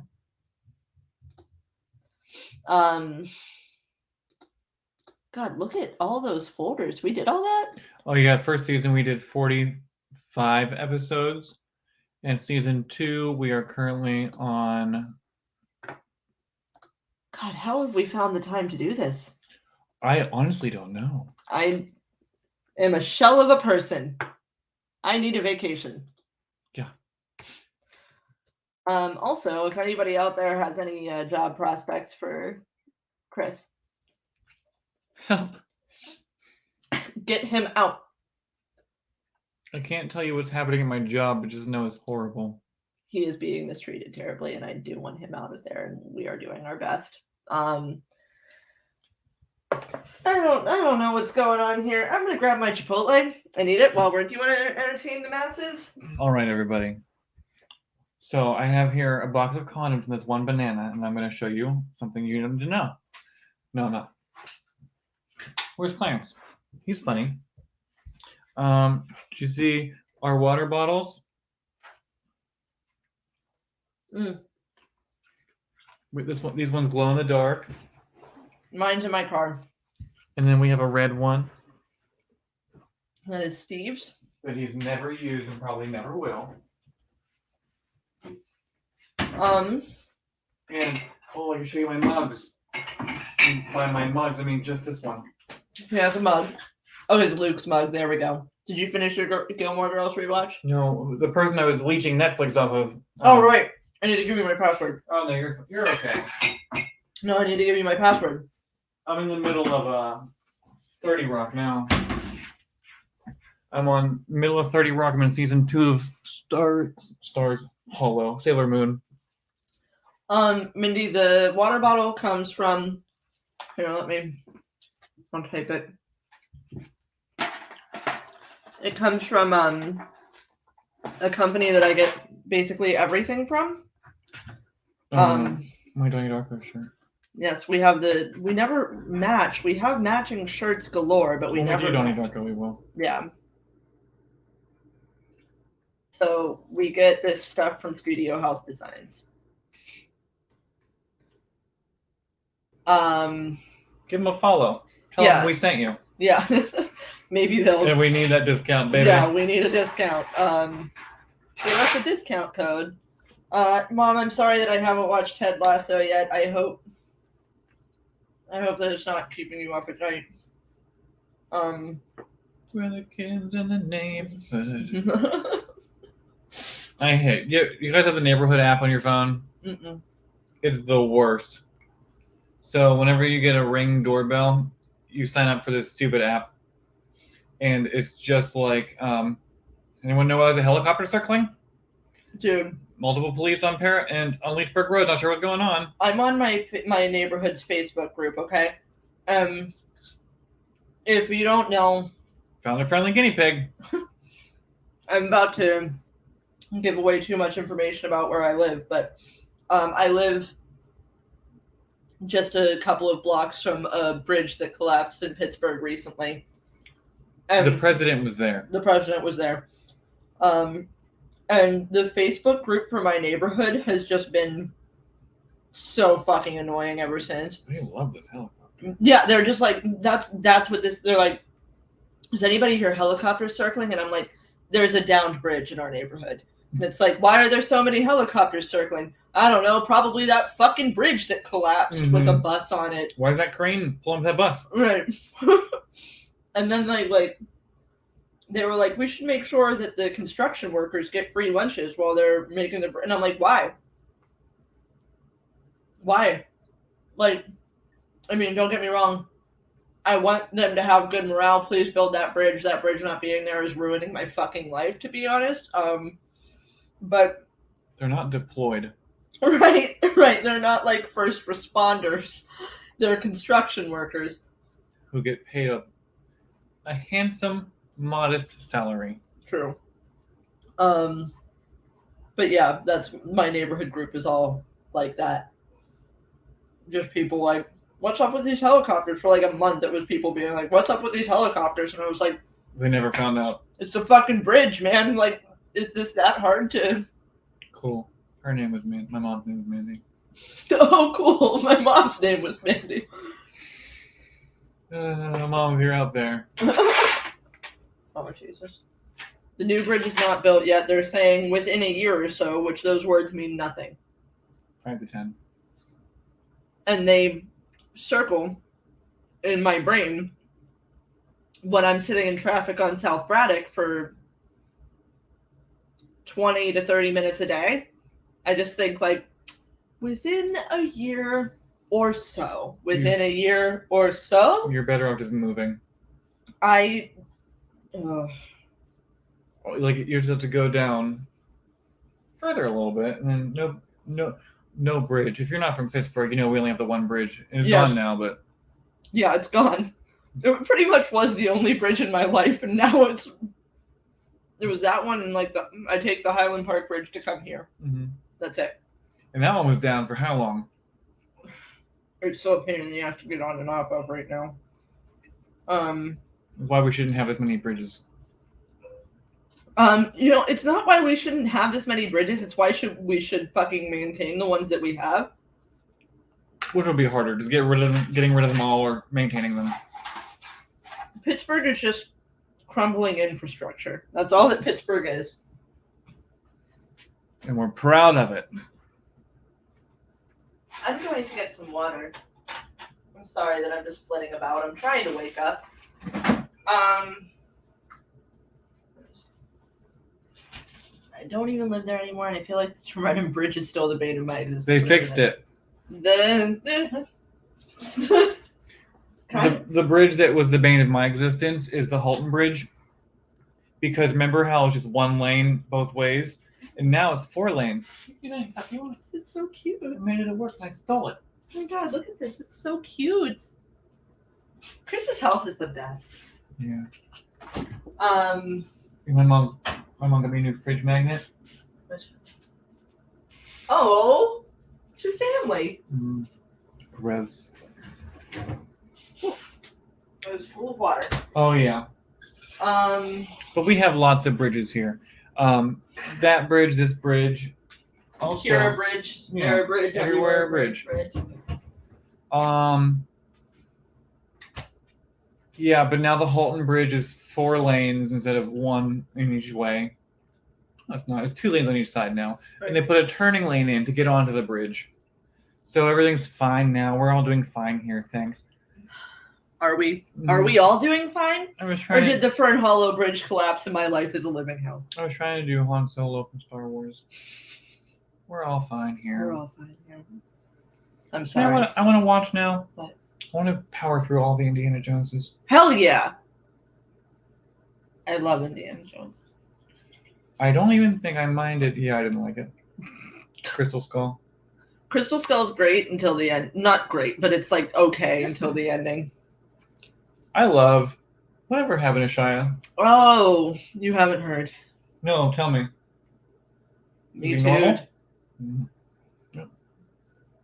For being violently abusive towards his partners. Well, I see that. Yeah, broke my heart into a million pieces because I loved him. Mm-hmm. Who's here? Who's underneath my toes? You are the wind beneath my toes, buddy. All right, guys. I don't feel like I'm very good at this today, and I'm sorry. I'm exhausted.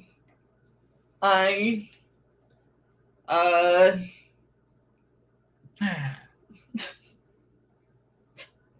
have 2 jobs, and I'm sleepy. And I sprung this on her last minute. You did not spring it on me last minute. 6 a.m. Oh, I love Disturbia. Yeah, I do like Disturbia. Also, Shia LaBeouf has made some really good movies that I've really enjoyed. Holes is a great movie. It is a great movie. Holes is a great book-to-movie adaptation. Patricia Arquette, yes. It's like, it's book accurate. Like, it's really book accurate. And that book fucking I'm going to read bangs, it. I'm man. not really going to read it, but I could. Have you read it? I've read it, but I read it a long time ago. I'm going to read it again. It'll take us like a day. Are you kidding me? That book is like 60 pages long. And it fucking slaps. What about that one, the other book movie? With the guy who's not Ansel Elgort. He was the kid in when you talk about Kevin. Oh, Perks of Being a Wallflower. Perks of Being a Wallflower is also a solid book to movie adaptation. Mm-hmm. What are you reading? I recently found out that My So-Called Life was supposed to take place in Pittsburgh, which blew my freaking mind open. Because my brother sent me, he claims that he wasn't really watching My So-Called Life, but I think he was really watching My So-Called Life. But he was like, hey, I know you used to have a really big crush on Jordan Catalano. By the way, did you know that this show takes place in Pittsburgh? Because I didn't know. And I was like, oh, he's joking. Yeah. And then I looked it up and he was not joking. Also, who didn't have a crush on Jordan Catalano? That's what I still call him to this day. He's garbage now. I don't know. He just looks like he smells bad. He looks like Jake Gyllenhaal smells bad. Mm-hmm. Did you see he listened to the song? Yeah, and he's still being like a little stuck up. We want that sweater. We want that scarf back. We want that scarf back, bitch. It's not that I particularly hate Jake Gyllenhaal. I just hate men. And Jake Gyllenhaal was good in Donnie Darko. Jake Gyllenhaal's a great actor. He's a great actor. No, he was terrifying in that Nightcrawler. He was, because he's a great actor. Terrifying. That movie scared the shit out of me. And like he's always good. He's really good at his job. But he did make Bubble Boy. Hey. And what? We leave Bubble Boy alone. No. Well, okay, when he gives the scarf back, I'll leave Bubble Boy alone. How about that? Well, remember when Jordan Catalano was sending rats to everybody when he was the Joker for one scene? Yeah. And used condoms, mailing them to people? Yeah. Which I think is a crime. I wish that Jared Leto would stop. After seeing House of Gucci, I was just like, man, I can't do it. It's too long. Someone needs to stop this man. They talked about it on Attitudes 2 weeks ago. Did they? I haven't. I've been behind. The accents. That's the Jared Leto's accent. It just straight up Waluigi ass accent in House of Gucci. Jared and Jake were in a movie together. What? Hold on. Was it Brothers? No, it was Elijah Wood. Hold on. It was Jake Gyllenhaal and Elijah Wood. Jared Leto and Jake Gyllenhaal. Hold on. Okay, hold on. Black Hawk Down. Neither one of them. Never heard of it. I don't know that one. That set might have smelled bad.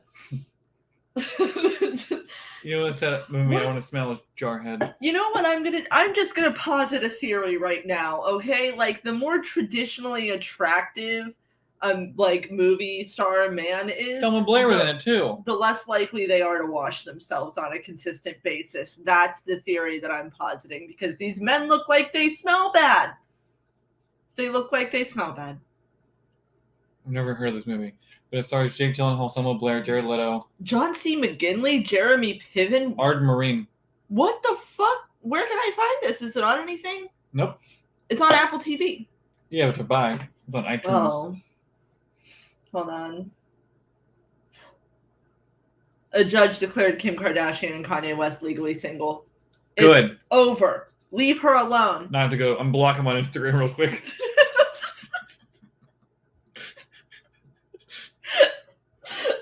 I live for the toxicity. And we're not buying his stem player. What is that? He only released his new album, Donda 2, on... Oh, and he tweeted. He posted, my stem player is the biggest thing to happen to music since the iPod, and here's why. But I'm not going to watch it because I don't care. He's only releasing his album onto this thing, which you have to pay $200 for, and it holds 16 gigs. And there's no display. Somebody stop him. Somebody stop him. That's how I feel. Oh, and he has merch coming out for it too. Stemware. Good. I hate everything. Oh my god. What? Oh my god, of course Joe Rogan. Oh, of course Joe Rogan backs Kanye West. Of fucking course Joe Rogan backs Kanye West. Oh my god. When will it end? Can the meteor hit now? I'm tired. I'm done. I don't think we. And then he posted how he was the most listened to Spotify artist on February 25th. It's one of those days. But Billie Eilish has millions more followers a month than he does. Yeah, and I don't like Kanye West. I've heard one of his songs. I heard N-Words in Paris. Okay, I used to love Kanye West. They talk about him a lot on True Crime Garage. Really? They talk about him twice. I listened to 3 episodes this week, so that's a lot to me. I am at a point in my life where I'm like, I can't enjoy art made by men because I don't know when I'm not going to be able to do it anymore. But we don't need them. We have Avril Lavigne. Also, remember how I recommended that millennial playlist last week? And then when I was listening to it, there were so many Chris Brown jump scares. There were I didn't have any. I only have the R. Kelly's. There were so many Chris Brown jump scares. There's just, you can't enjoy art made by men anymore because they tend to be awful. I'll find a man we can listen to. George Michael. Okay, so here's my recently played Olivia Rodrigo, Taylor Swift, Billie Eilish. I did not listen to Kanye West. I just looked him up. Kesha, Avril Lavigne, Taylor Swift, Paramore, Miley, Mayday Parade, Secondhand Serenade, for the emos.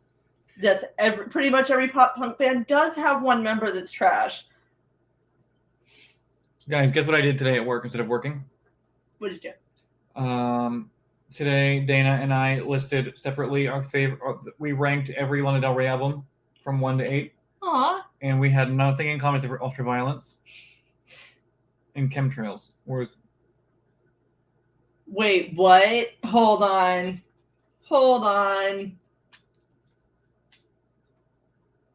What did he do?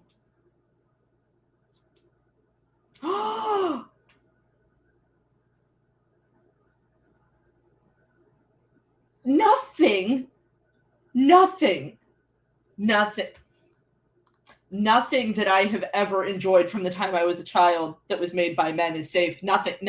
I'll find something.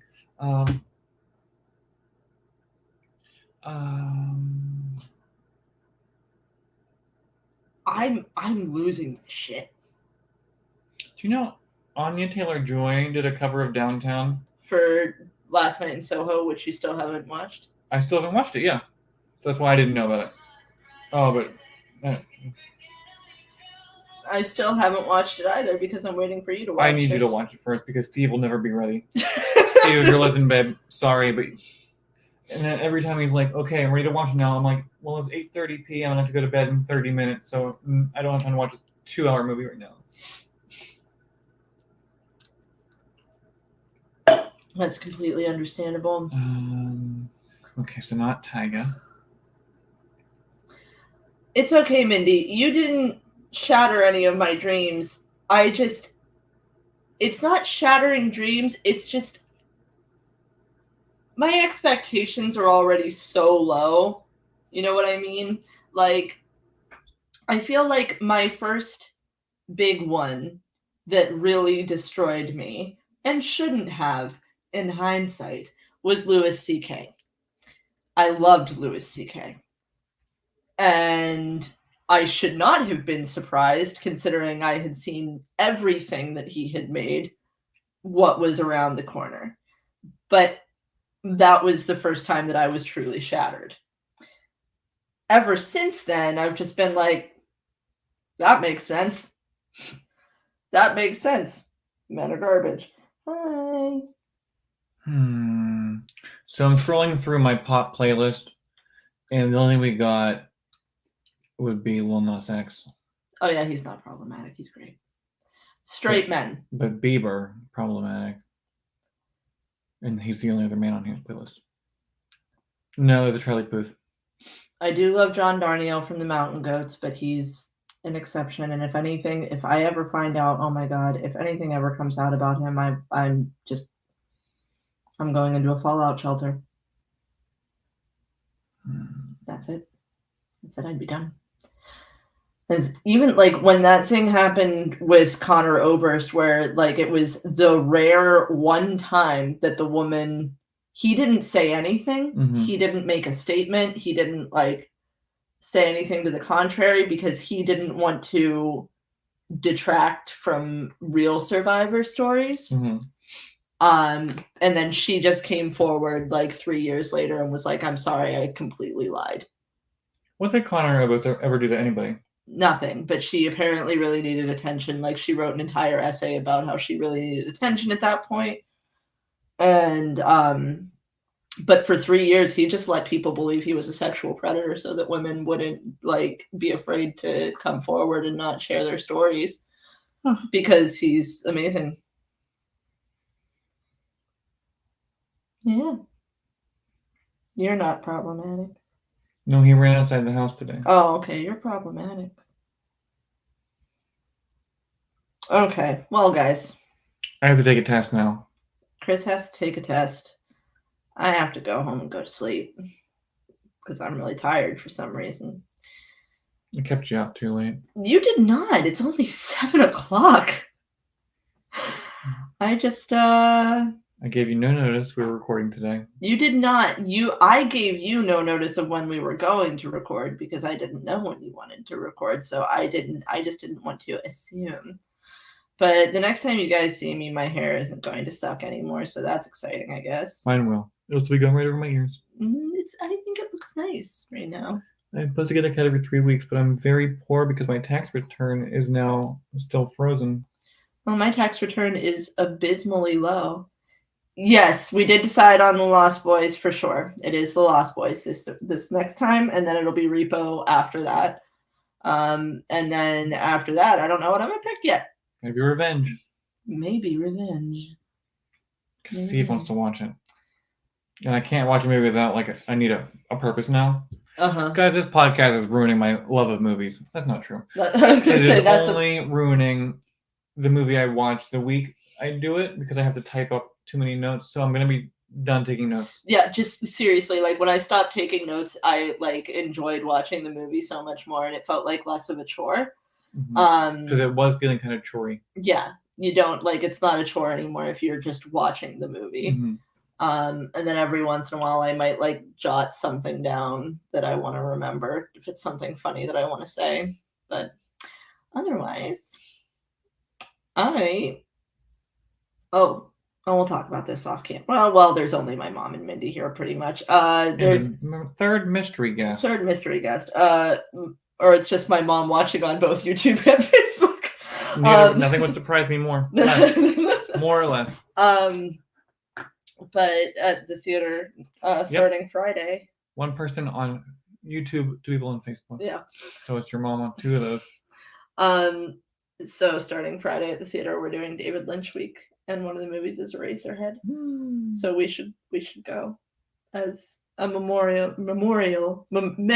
in memorandum in memory of the podcast episode that I refuse to put back online. What else are we doing?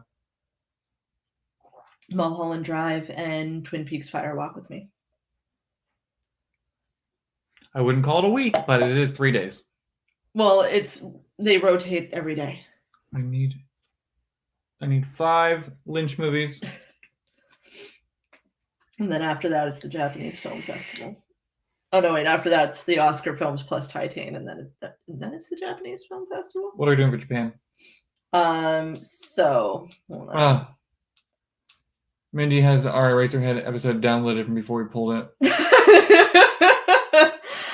Oh. Mindy. Girl. 10 p.m. at night. let's see if you 10. What's at 10 p.m. at night? Razorhead. Oh, that's just the first night. Let's see what it is on. Oh, okay. It's 6. Well, I can't. I'm working that day. I will be working during that showing. But on Sunday, we could go at 12:30 p.m. Mm-hmm. if you want to. I haven't seen that movie since we covered it. Because I watched it 5 times that week. To be prepared. I know we were very serious about things then. I've seen it in the theater a couple of times. And this week I made fun of someone's dead mother. My mom was like, "I've never seen Mulholland Drive," and I was like, "Well, you're not going to with me." I'm sorry. Yeah. I don't. It's like a see by yourself kind of movie. It's like I don't want to watch it with my mom. There's the link right there at the top. All right. Well, we're going to discuss the films at the theater that I work at. You guys have a great night. Hey, and we'll see you next bat time. Next week we will be back to Thursday because I am not scheduled to work next Thursday, unless you cannot do next Thursday for whatever reason. I just don't feel like it. But yeah. All right. Well, we're going to bed. Have a good week. But not together. We love you. Oh, cool. I hate myself. My mom's name was Mandy.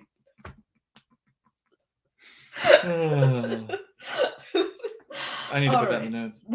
I'm logging off, everybody. See you all next week. Bye. Love you. Bye. See you on the internet. Bye. Follow me on